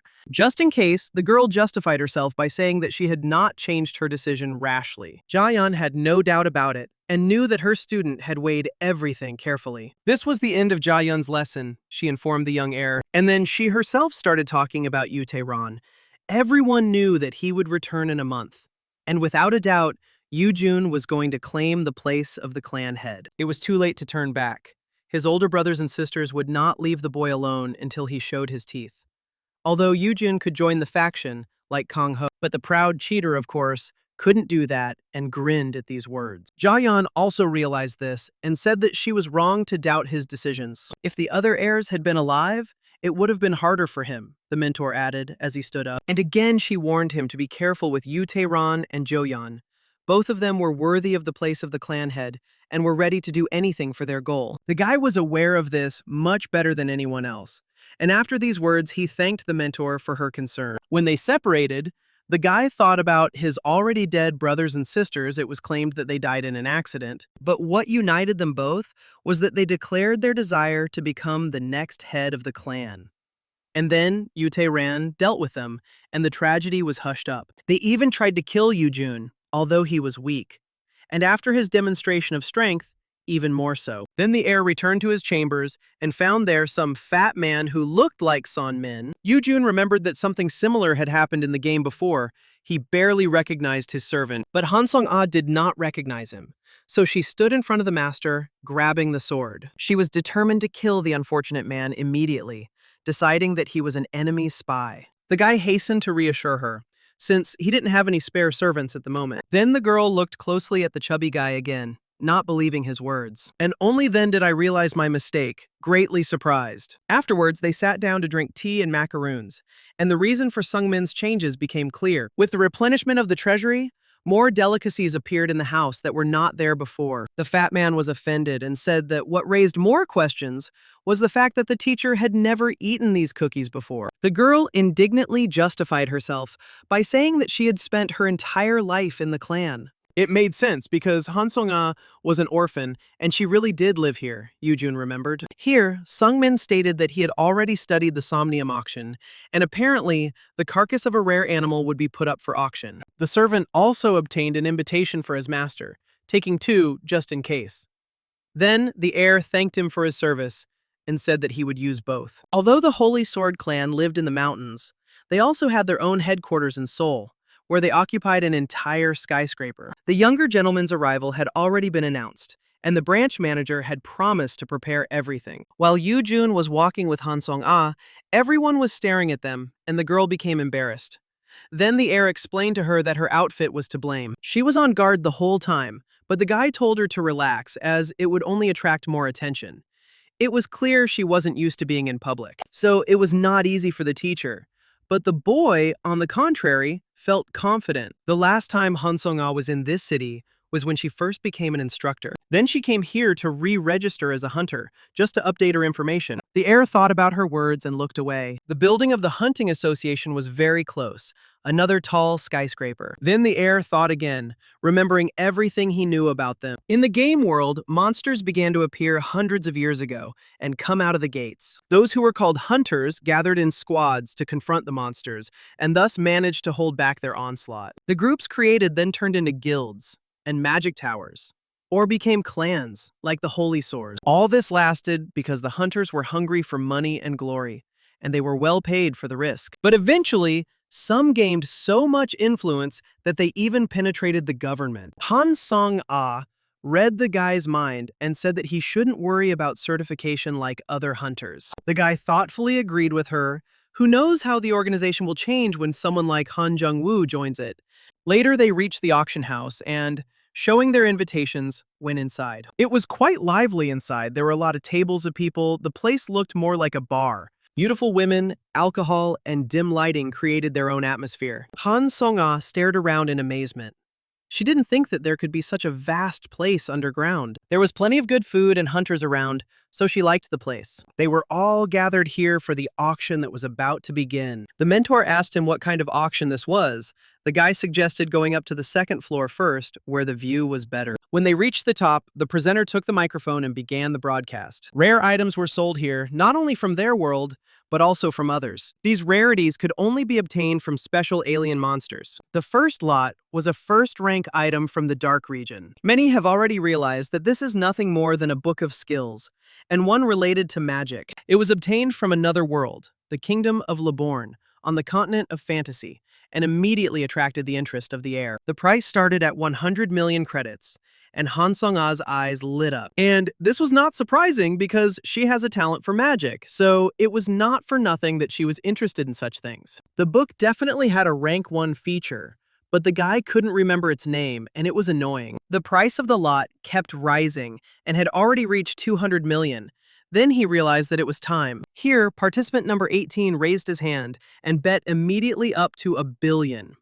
Obviously, he was not buying with his own money, or was simply a fool. He was a strange man with a fish-like face and a smug look. Yu-jun was waiting for his appearance, so he grinned. The auction is almost over. Only one lot remains, the host announced. And this was exactly what everyone was waiting for. The main lot of the auction. Hailing from Mount Sorak, the same mountain where the Holy Sword clan was located, it was the rarest creature of all. The host pulled back the veil, and a huge snow tiger appeared on the stage. Even in death, he still radiated tremendous power. Han Song-ah also felt a huge amount of mana inside her. He had only recently been brought here, so it seemed like the tiger was still alive, just sleeping.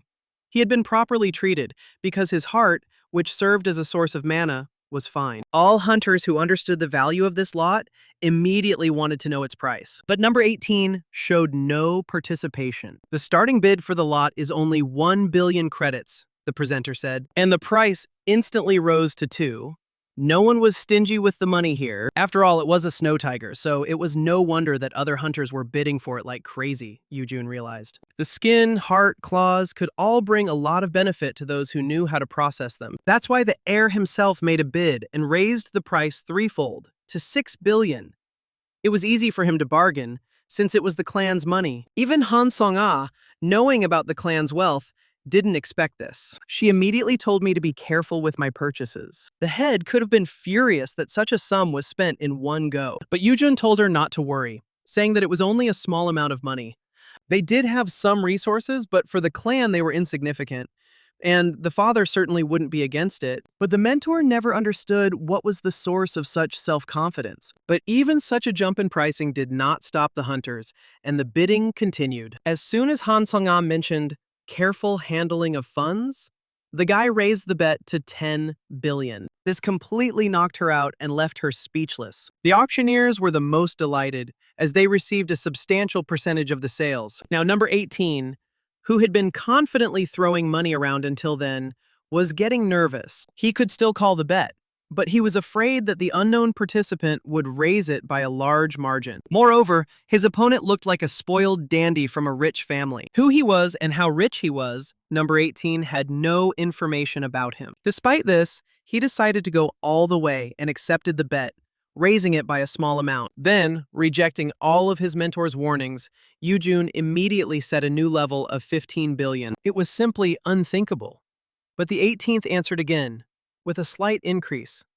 But before he could take it back, the price jumped to 20 billion. It was impossible to compete with someone who could throw away 20 billion in just a second. It was clear that this guy was insanely rich. In the end, Yoo-jun won because the fish-headed opponent was unable to accept the bet. This lot was the last one, so the auction ended. Thanks to the inventory bag, the tiger's huge body fit inside without any problem, and the heir and mentor began to return home to the clan. As they walked late at night, Yoo-jun asked her if she knew what it meant to be a straggler. She definitely should have known about the magic towers, the heir continued to speak. The strongest association of mages in the world was at the level of the Holy Sword clan. To succeed in the tower, one had to overcome numerous obstacles. The requirements were simply off the charts, and the intensity of preparation could rival that of the Holy Sword clan. That's why those who fell away during the process created their own organization and called themselves stragglers. People called them mercenary magicians, but Yoo-jun didn't agree with this. It would be more correct to consider them a criminal organization, he said gloomily. They go crazy when they see an object that is even slightly related to magic. And at that very moment, a crowd of threatening appearance stands in their way. Number 18. With a fish head and a creepy face, as if his chin had been pinched by a snake, ordered them to put the tiger's body on the ground. Although the person they wanted to rob looked like a boy from a wealthy family, the criminals hoped to do everything quickly and avoid punishment. The richer the better for them, said the fish-headed man, and cast a spell of silence. Han Song-ah also became angry and asked them in a chilling voice if they realized who they were dealing with. But the leader of the robbers simply ordered them to be captured, and the air immediately smelled of thunder when the magic rings appeared. The mages fired a simultaneous volley of dozens of spells.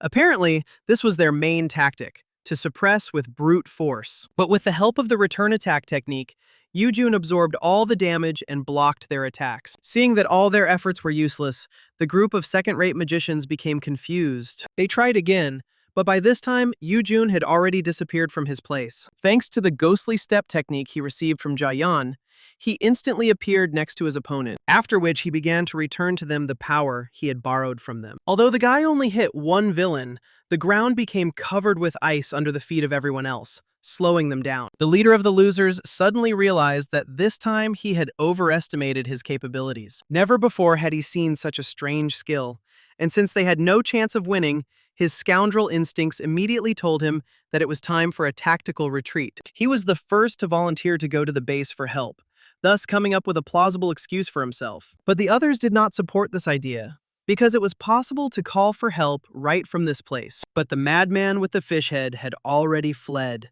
not listening to the curses of his accomplices. The rest could not move because of the ice, and waited in horror to see what would happen next. Seeing that the leader had escaped, Yoo-jun asked the teacher to look after the small fish. As soon as she nodded, the guy flew into the sky, using a skill he had just recently learned. And she noted with envy that she uses it like a professional. This guy was a genius. It was amazing that no one noticed it.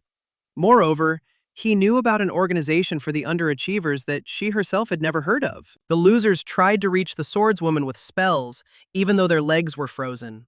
They could still cast spells. But the fireball that was fired at the swordswoman was immediately cut in half. And then the guys realized how much they had made a mistake in this life. Only then did it dawn on them that this girl belonged to the well-known Holy Sword clan, but it was already too late.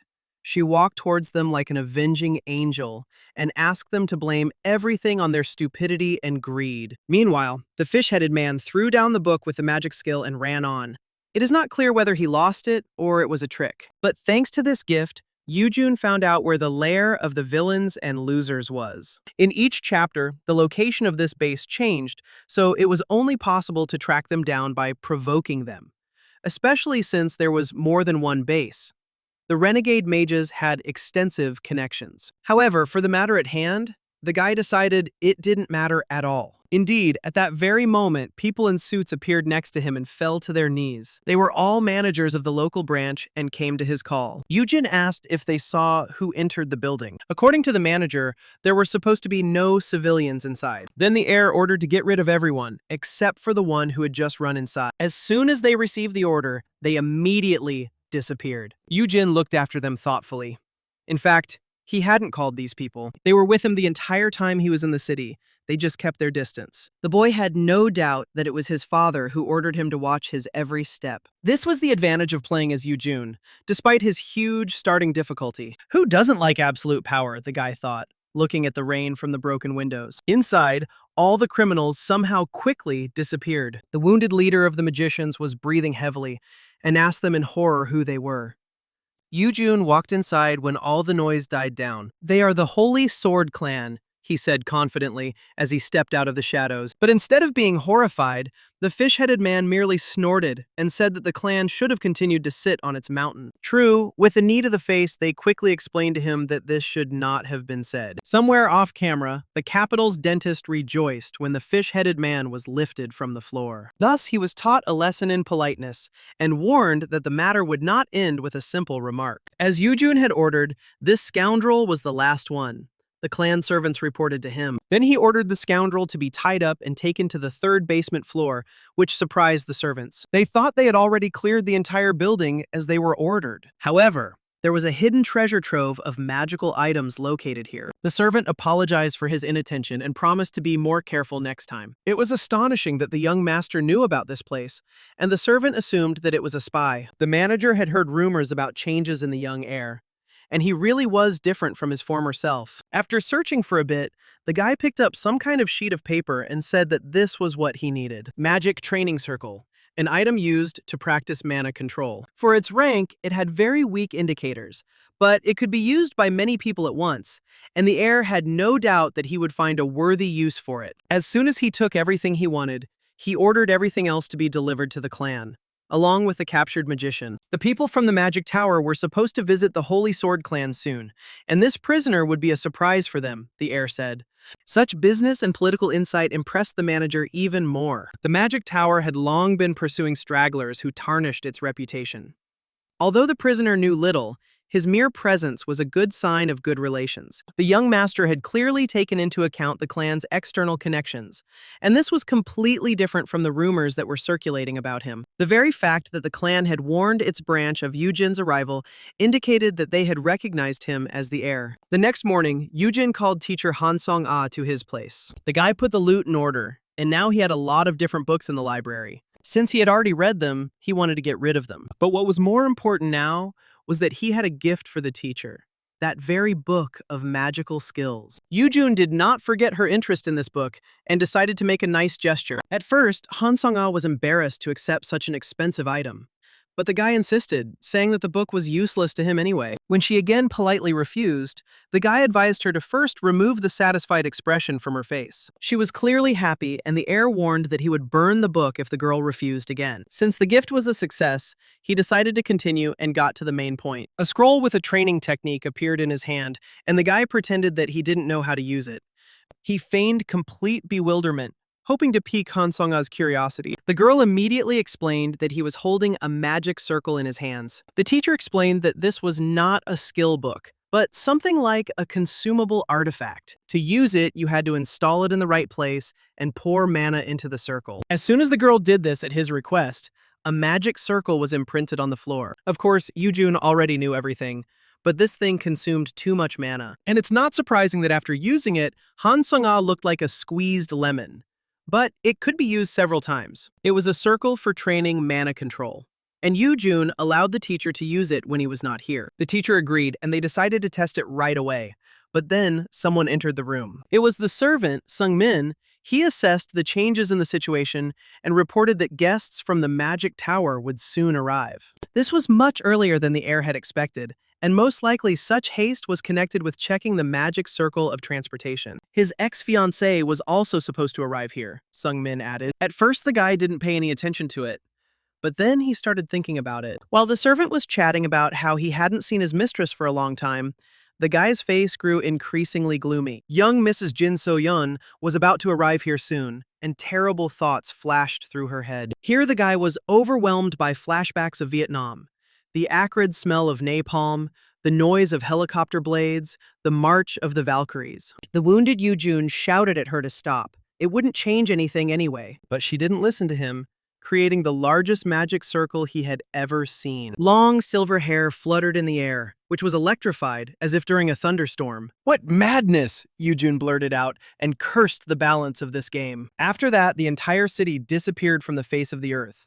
Along with his character, the game ended in the same place for the umpteenth time. So, Yeon, along with Han Sang-woo, is the main protagonist of this game, and the next leader of the Magic Tower. This girl is a walking Armageddon. She was born with excellent rank characteristics, and if the collapse of the Magic Tower cannot be prevented, she will enter berserk mode. That is, he will completely go crazy, possessing the power to wipe the entire country into dust.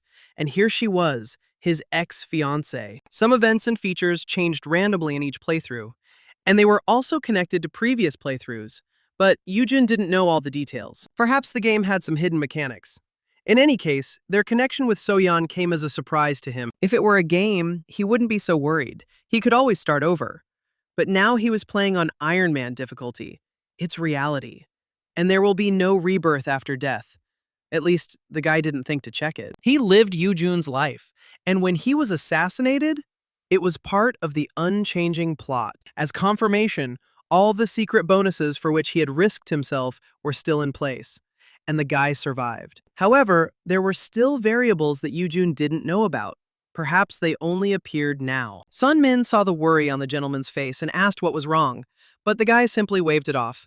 Now was not the time to think about it. The meeting with the Magic Tower was expected tomorrow, but now it was necessary to rest and prepare for it. That night, Yoo-jun still started practicing in the magic circle, practicing the heart method of heaven destruction. At the same time, he decided to figure out what was happening for now. Firstly, there were unknown variables, in addition to which he had a relationship with So-yeon, which was unknown. The guy didn't have any precise information to rely on, and he felt unsure, as if he had entered a quagmire, wondering if it was possible to return back, what was happening to his real body now. But he believed that once he completed the passage for Baek Yoo-jun, he would be able to return to his body, so he was determined to survive. "This is the best thing that could be done now," said the guy, throwing on a black robe. The delegation from the Magic Tower was met by Jo-yeon's elder sister.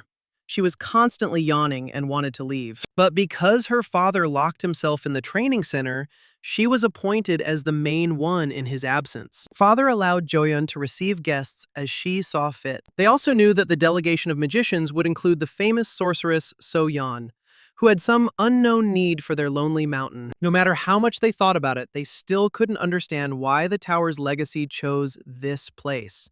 And then, a teleportation circle appeared on the ground. Then Yoo-jun himself came to the clearing, surprised that his sister had arrived so early. She wasn't very happy to see him. From being a sweet little brother, Yoo-jun had recently started to act very strangely. It did not escape her notice that now Master Han Song-ah, his constant mentor, and the teacher bowed politely. Jo-yeon herself asked her to teach her, but she refused. And now it turned out that she changed her mind in favor of her brother. Yoo-jun answered for her, saying that sometimes people's opinions change, and he is simply better than his sister. These words, thrown out with a challenge, made Do-yeon frown. However, the sister knew how to control herself, and after a pause, she softened, saying that now was not the time for this. And indeed, the circle had already been activated, meaning the guests were on their way. Yoo-jun decided that there was no need to be nervous and kept his composure. He just had to do everything the same way as in the game. As soon as the light of the circle went out, several people appeared in it, led by a silver-haired girl. While she instructed her people to check the return circle, she herself went to the meeting. The last time So-yeon met Yoo-jung was at a conference last year, so it had been a long time since they had seen each other. but they were on good terms. They greeted each other like good friends. But when Yoojun approached, the conversation died down, and Soyeon stared at him. She quickly approached him, and the guy, not knowing what to do, became slightly embarrassed. He also greeted her with an uncertain voice, calling her by name. But such a simple address surprised the girl. Apparently, he had never spoken like that before. Yoojun was immediately horrified, realizing that he had made a mistake and did not know how to fix it. He tried calling her Nuna, but calling her sister made things worse, and Soyeon frowned. And then the guy realized how badly he was in trouble, and the cherished thought flashed through his head. Game over. According to Han Song-ah, Yoojun got along well with the sorceress, and she even liked him. So the guy assumed that they didn't break up because of a fight, and according to the mentor, the head of the clan contributed to their separation, but he acted unilaterally. To ask about this, I had to lie that he had lost some of his memory due to stress, and the teacher recommended going to a doctor, but the guy refused. Anyway, there was only laxative and cough syrup there, and without a label. According to the mentor, Yoojun was on good terms with Soyeon, so now the guy was completely confused. Since things had reached the point of embarrassment, he simply decided to act in his own way and immediately got down to business, asking the sorceress about the purpose of her arrival. Soyeon nodded and raised her hand to cast a spell. She created beautiful snowflakes and stated that she wanted to hone her mastery of the new power. The area was great for training because it was remote and cold. Apparently, to get to the colder part of the mountains, a guide was needed. Yoo-jo immediately refused, citing her busy schedule. And then Yoojun volunteered to help. The sister was surprised because her brother knew little about the mountain, and wolves had recently bitten him there. But Yoojun insisted that he knew the coldest place in the mountains because he had read a lot. The sister didn't object. She wasn't going to waste time on it anyway. The boy asked teacher Han to go with them, and she agreed. So Yeon, who was wearing a light cape and an open top, volunteered to go straight away. Yoojun agreed, but first he wanted to show her something. A small gift. The gift sat in the closet with its mouth tied and was completely shivering with cold. For a moment, Soyeon looked at him as if he were worthless. "So the missing one has been found," the heiress of the magic tower said affectionately. She promised to take him back to the tower, and the prisoner began to beg to save him from such a fate. It was better to die. The departure to the mountains was postponed until the morning of the next day. Walking through the mountains at night, where there were lots of monsters, was not the best idea.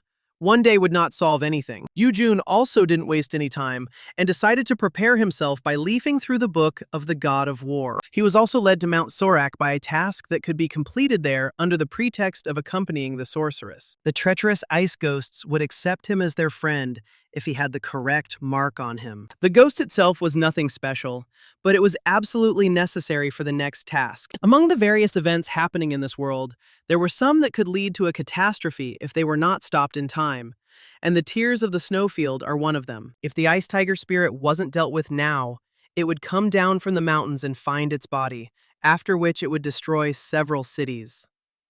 Yoojun was going to deal with it now, while the tiger was still weak. The game also had a system called the challenge task, which gave extra points for each achievement. This allowed him to quickly accumulate points, after which Yoojun hoped to increase his book proficiency level again. The next morning they were ready to move out. The weather was freezing, so much so that their bones ached. Yoojun was also ready to set out, so they decided not to delay their departure. However, Soyeon didn't immediately understand why the guy had so many things with him. It was as if he was going on an expedition to the North Pole. Without going into long explanations, the guy promised to tell everything on the spot. While they were walking along a forest path, a snowstorm began, so strong that it completely blocked their view. With such an overview, Soyeon began to worry about being able to protect her guide. She shouted over the wind that they should stay closer together, but the wolves were already there. However, before Soyeon could do anything, Yoojun put the dogs to bed. Having let go of the furry ones, the guy apologized for not hearing her, and he asked to repeat it. As soon as the wolves fell asleep, the storm immediately died down. The girl immediately realized that she had worried about this guy in vain. But at the noise of the fight, sensing strangers, other monsters came out of the forest. As soon as the first of them appeared in the clearing, he immediately received a hole in his body. So Yeon's rays of goodness pierced them through, 2 or 3 in a row. But this is not the end. said the silver-haired sorceress. Enraged by the sudden attack,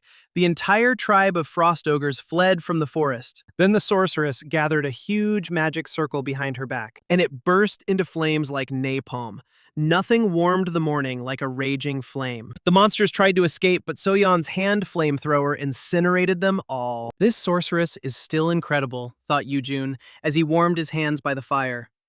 Even at the very beginning of the game, she was so incredibly strong that it could be considered cheating. But not all monsters were affected by fire in the same way. There were also those who were not afraid. A pack of wolves intended to have dinner with a weak-looking man. The more people fought, the more monsters came running here from all around. A couple of wolves decided to jump on Soyeon while she was distracted. But at that very moment, Yoojun heroically dealt with them and protected the beauty. The old wolf with a scar on his face grinned angrily that had befallen them. Their number grew, and then Yoojun promised to deal with the dogs. At this time, Soyeon had to finish off the remaining goblins.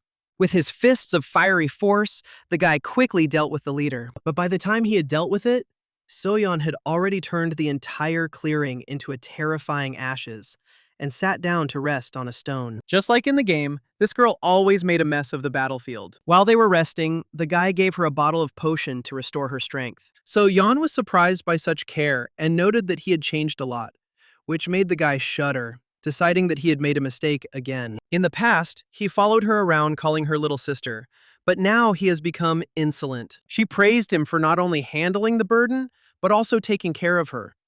But Yoojun, again, didn't understand what she was talking about. In the past, they often discussed each other's life situations. Soyeon reminded him with surprise. The boy cried constantly because he couldn't live up to his father's expectations. Now Yoojun understood. The Holy Sword Clan and the Magic Tower were similar to each other, but with a slight difference. The successor position in the tower was given to the strongest among all. Absolutely anyone could try to take this position.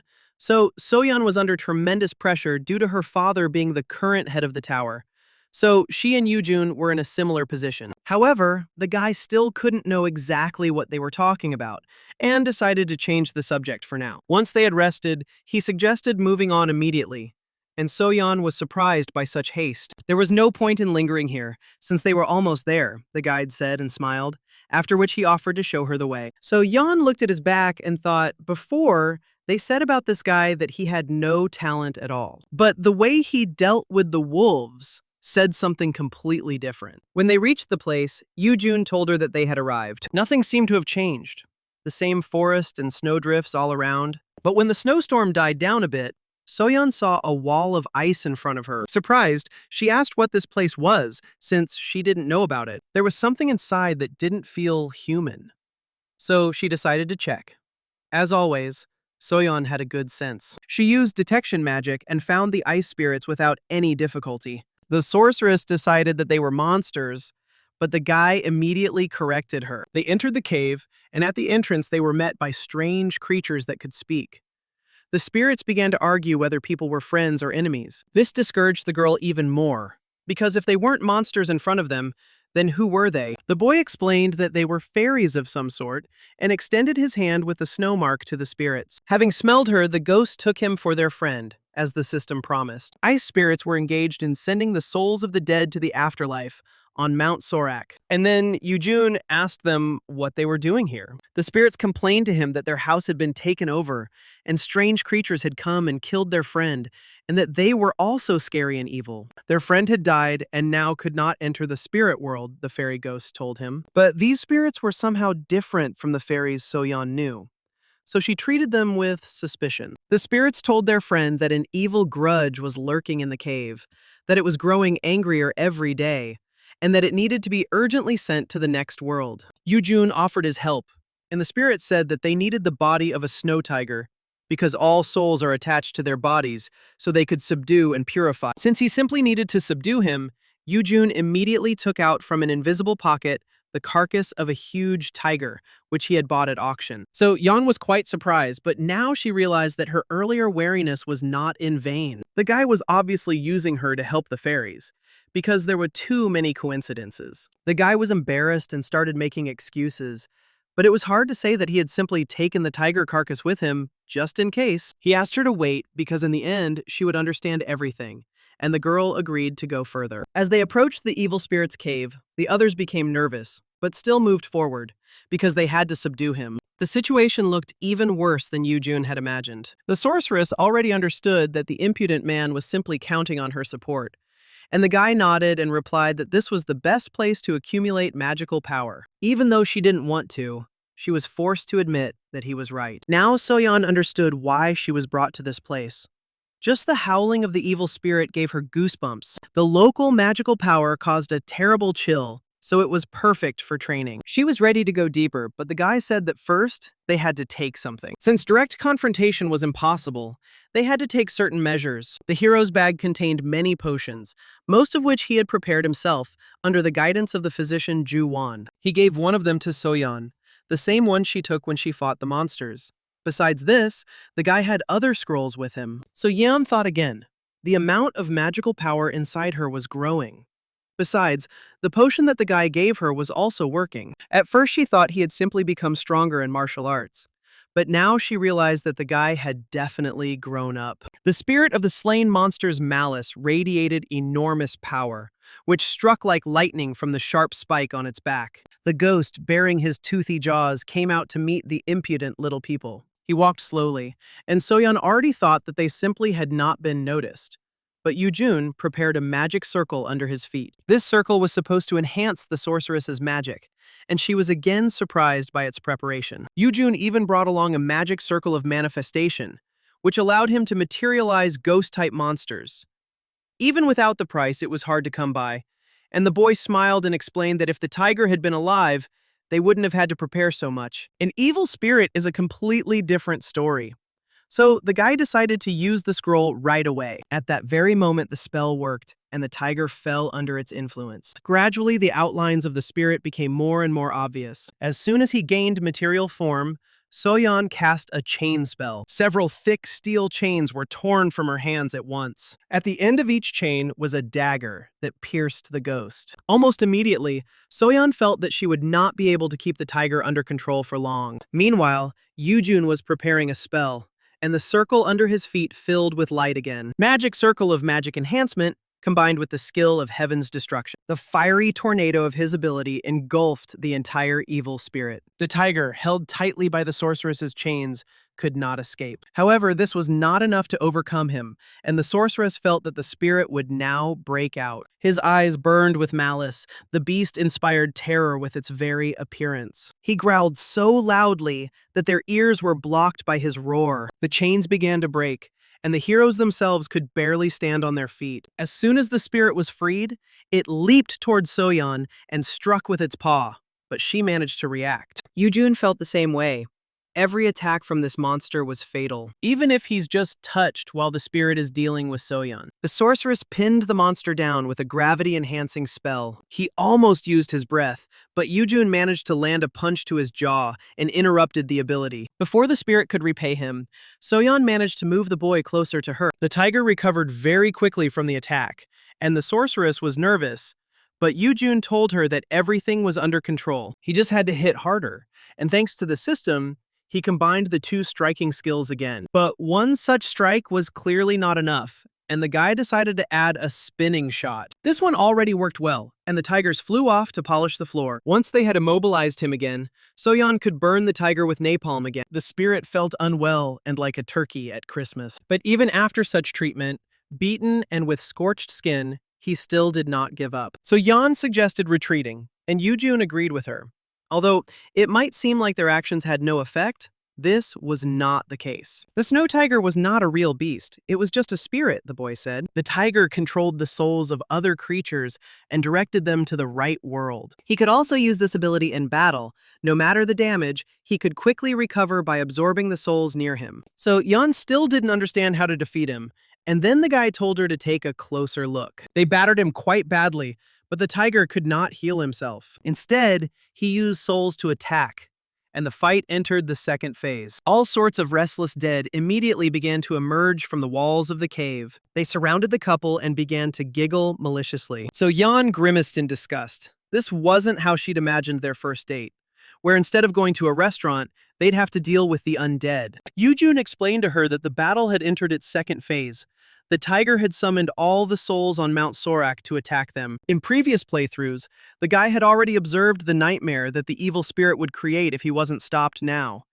He would destroy hunters, ordinary people, and then turn their souls into ghosts. This way, his army will constantly grow, and this will provoke a real disaster. So Yan immediately threw a fireball at them to somehow slow down the spirits. One shot was followed by dozens more, but there were too many enemies. This could hardly be called normal, so the sorceress was nervous.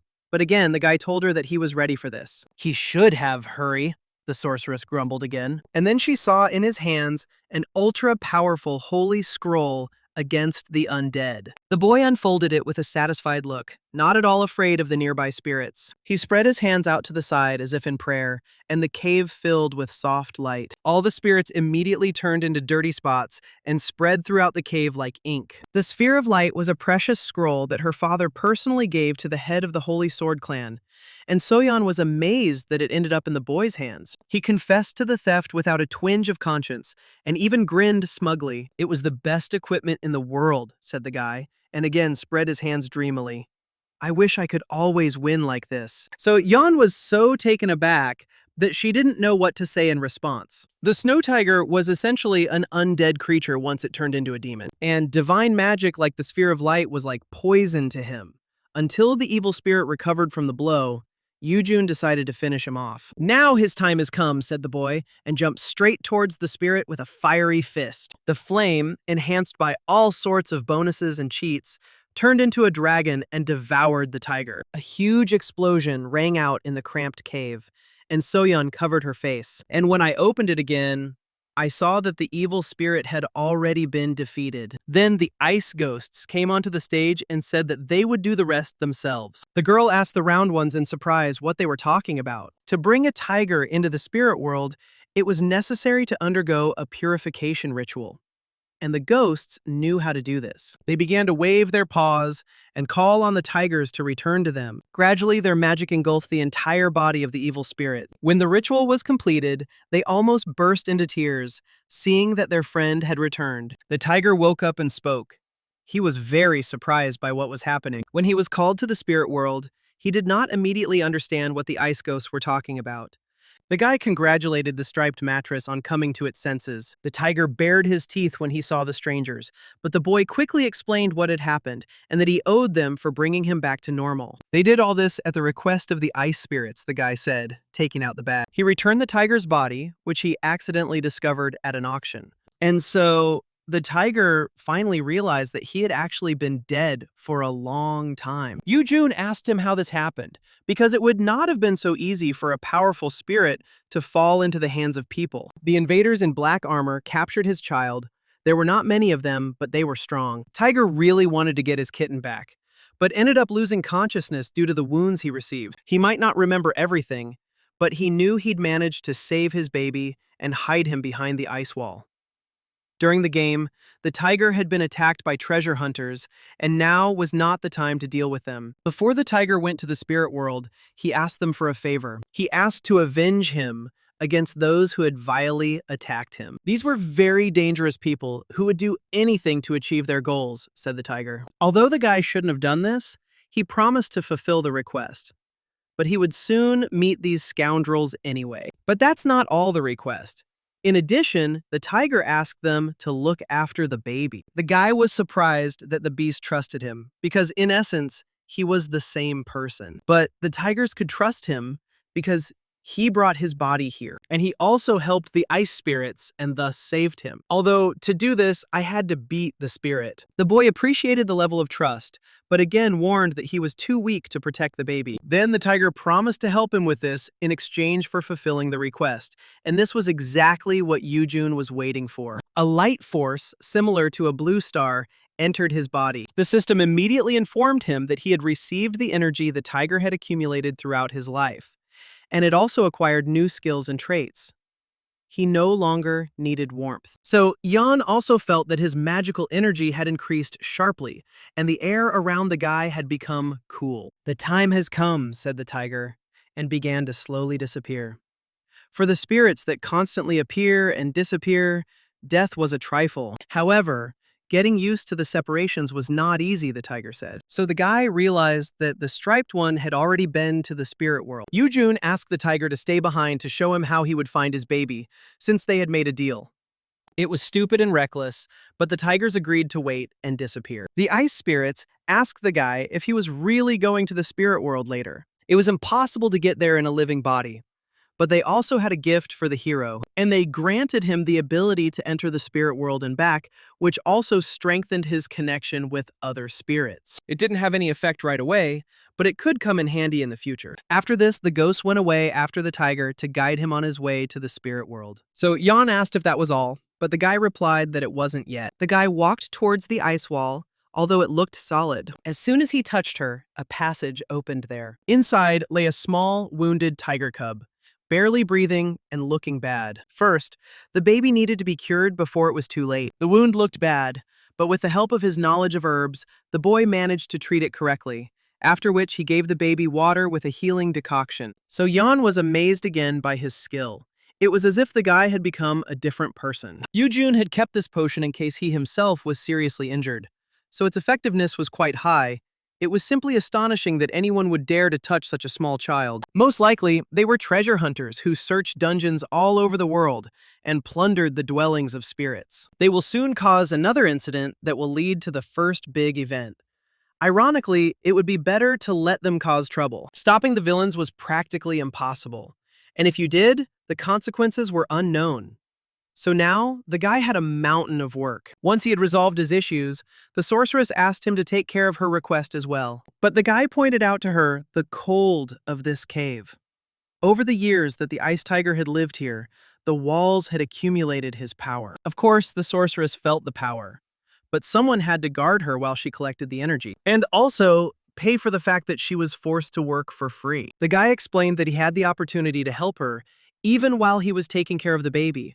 But the girl no longer heard him. She thought only of the little red tongue that he stuck out contentedly when he was given a drink. Yujun suddenly realized that no one was paying attention to him at all. Later they went together and the guy covered Soyeon while she did her business. She promised to finish in 3 days, and the hero did not object. Like the Holy Sword clan, the wizards also had their own breathing techniques that they used to accumulate strength. And one of the reasons why Soyeon was chosen as the successor is precisely because she is extremely skilled in using this technique. So Yeon herself hid in a dense protective onion, and the guy was amazed at such precaution. As soon as she withdrew into herself, Yoo-jun decided to check his statistics over a long period of time. His skills had grown greatly. Magic power has increased by 1 level. If the speed is maintained, it will reach the 2nd rank before Yuteron returns. It was not bad, although there was still room for improvement, because the Path of Heroes is a game with a rapid increase in power. Especially from the middle section, nightmarish monsters begin to appear, for which even the 1st rank is not enough. But now the guy had a reliable ally, who was still sleeping curled up in his arms. After all this, he thought he would rest, because the day had been very difficult. However, Walking Dead appeared behind him. Luckily, he was able to deal with them and successfully waited for Soyeon, although he really wanted to sleep. As she said, she finished it in 3 days, although there was quite a lot of mana here. So Yeon thanked him for his help, as it allowed her to focus on absorbing mana. Seeing how many monster bodies were lying around, she realized that the guy had done a good job too. Although she was no match, he replied, and asked the girl how she felt. So Yeon replied that she felt well refreshed, and a noticeable coldness emanated from her body. Yoo-jun had no doubt that the powerful sorceress had become even more terrifying during this time. Even though she spoke about it so calmly, the tiger cub in his arms let out a long yawn. In the hands of his new guardian, he felt much better and looked good. Then the cat woke up and jumped out of the guy's arms. Only his striped tail flashed. The girl thought it was because of her, because she came too close. But the baby must have simply sensed the presence of its parent. And then he burst into tears, realizing that he was no longer there. Eventually, the robber's actions took a toll on his psyche. The boy explained to the child that his parent was already in the spirit world, and he was left to look after him. The kitten began to meow pitifully again, as if he understood what was being said. Yoo-jun said that he knew where they were, and would help the tiger cub meet its parent, after which he invited the kitten to go with him and began to wait. The tiger cub thought and immediately jumped into the boy's arms, clinging to him, his whole body trembling. It wasn't surprising since his family was dead, but it was difficult for Soyeon to understand the feelings of sadness over the death of a relative. In the Holy Sword family, fratricide was allowed on the path to leadership of the clan. The Magic Tower was also a place where family ties meant nothing. So Yoojun himself understood the girl's cold detachment. Then the guy told her that, in general, it is sad when someone in the family dies. Here, Yoojun thought, the baby in his arms and his body had a very strange fate. At sunset, they returned to the Holy Sword clan. Fortunately, the weather was calm. All the household members were delighted to see the heir safe and sound. The boy was surprised that Sung-min and the teacher had been waiting for him all this time. But then they noticed that their master had suddenly gained weight during this time. Then the guy showed them what was wrong and said that his belly was temporary. This cuteness immediately knocked Han Sung-ah out of action. But the servant thought that his master had taken up poaching. He scolded him for such unworthy behavior, even though the tiger was rare to see. Meanwhile, Soyeon provided first aid to Master Han as best she could. Yoojun stopped listening to them all. He wanted to quickly go to his chambers and rest. Wanting to take better care of the cute baby, Soyeon stayed with the clan for another 3 days. But the young heir was not able to rest. In the middle of the night, he was awakened by some noise. The little demon was nocturnal and simply went crazy, scratching the entire room. Yoojun called him a snow shadow, and thanks to the doctor's treatment, the tiger quickly returned to normal and began to show his animal size. As a spiritual being, he understood perfectly well what was being said to him, but he completely ignored it. And in general, he behaved like any decent cat. Here, the tiger cub suddenly became quiet and stared at the guy with burning eyes. Yoojun asked him what he was thinking, but he again ignored his guardian. After which, Yoojun received a heavy paw to the face. Even though the tiger cub was small, he was still very strong. There wasn't much difference between the spirit and the cat. The essence was the same, straight from hell. So the guy was already dreaming of being simply killed. Then, Sunmin knocked on the door and said that he had found the person the master needed. It was good news. Since the information was confirmed, the guy said he would be there. 3 gangster-looking men were knocking on someone's door despite it being late at night. This happened in Busan. Tired of knocking, they broke down the doors and entered, causing the owner of the house to shrink in horror. He shouted that their intrusion was illegal, and it became clear that debt collectors had come for him.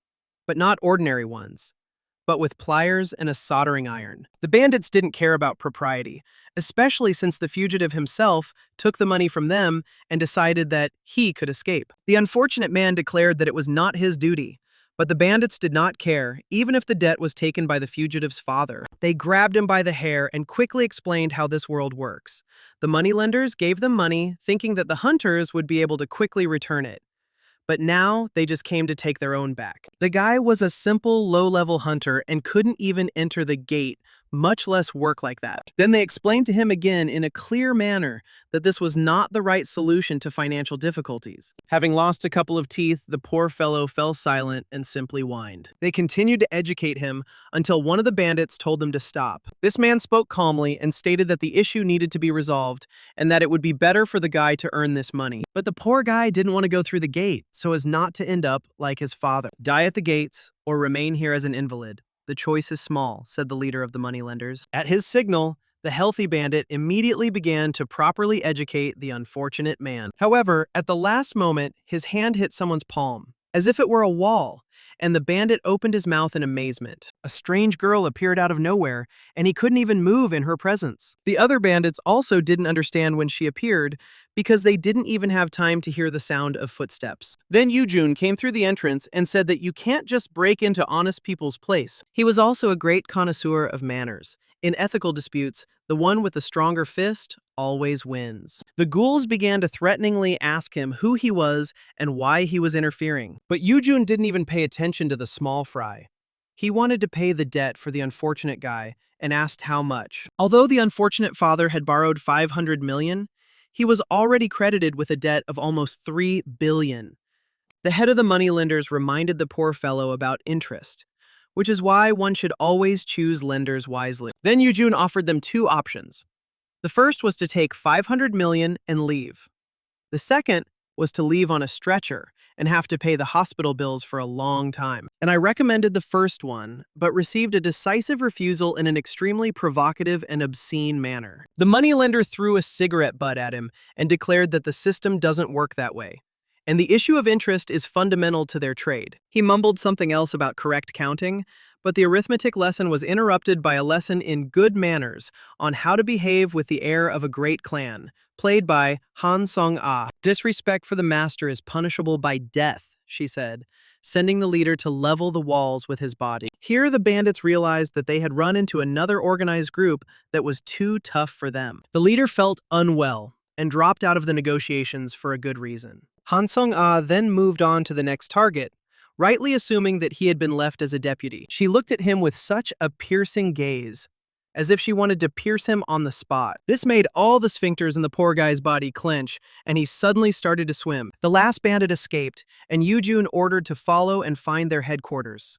Then take all the money and return it to the victims of the loan sharks. Turning to the victim, whose name was Hyun-suk, the heir asked him how he was. Yoo-jun admitted that this guy's father saved him once, and this is a kind of debt repayment. That's why Yoo-jun came here, even though things didn't turn out as he expected. The heir asked Hyun-suk where his father was, but he could not say anything about it. The boy was worried that his savior would get into trouble, but the heir explained that he had already sent a reliable person to resolve all the issues. Hyun-suk then said that he would be happy to repay the debt, although Yoo-jun did not ask for anything in return. The victim still handed Yoo-jun the necklace his father had given him and said that it would be better if he kept it. This was exactly what Yoo-jun was aiming for, so he happily accepted the quest item. After returning to the clan, Han Song-ah reported that she had cleared out all the trash that was bothering people.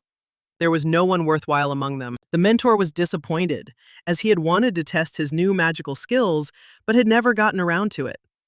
The heir consoled her that the opportunity would present itself soon. Then she noticed a new medallion on his neck that she had not seen before. Although it looked like that, it was actually sealing magic. With the help of Soyeon, who still hadn't returned to the tower, they studied the item. She frowned, realizing that she was being used again, and completely for free. And she warned that next time he should come to the tower for help. At these words, the guy remembered that very event. To unravel the power and purpose of the item, its seal had to be broken, and Soyeon asked to wait. When she did this, the medallion began to glow brightly with a golden light. Han Song-ah let out a surprised cry when she realized what it was. The medallion turned into a monocle, which helps the emperor keep an eye on people. This thing served as an observer's eye. It was only the first artifact, but Yoo-jun smiled greedily at the fact that he got it so easily. There were special items along the hero's journey. Artifacts were distinguished by the fact that after their use, their effects could not be undone. They were difficult to obtain and extremely rare, with some requiring special conditions to use. Others would disappear as soon as you used them. One of which was used by Shin Woo-hyun when he was hunting for the heir in the labyrinth. And the third type, which belong to one user and are available all the time. The monocle was just such a thing, and Yoo-jun immediately used it, after which I decided to immediately check whether the device was working correctly. The system immediately showed him the status of Soyeon, the owner of a superb-ranked magical bathhouse, a magical genius, with the blessing of mana. She was insanely strong, even now at the beginning of the game. Yoo-jun realized that it was better not to pull this tiger's whiskers. He had never seen Soyeon's status in the game before, and he realized that the sorceress would soon become a real monster. So if he can't prevent the magic tower from falling, the game could quickly end. Once again, everything came down to the fact that he was not strong enough to prevent all the troubles in the world and survive. For the most part, Yoo-jun has been able to follow the game's plot so far, but some events have introduced their own variables. Even new information emerged, such as that he and Soyeon were engaged. He had only one way left, to find traces of the gods and open a system of achievements in that place. This meant that soon, Yumun Haku would be called upon by his heir, he understood. And just at that time, the maid informed him that the chief was calling him. The guy smiled and set off on an adventure like a true hero.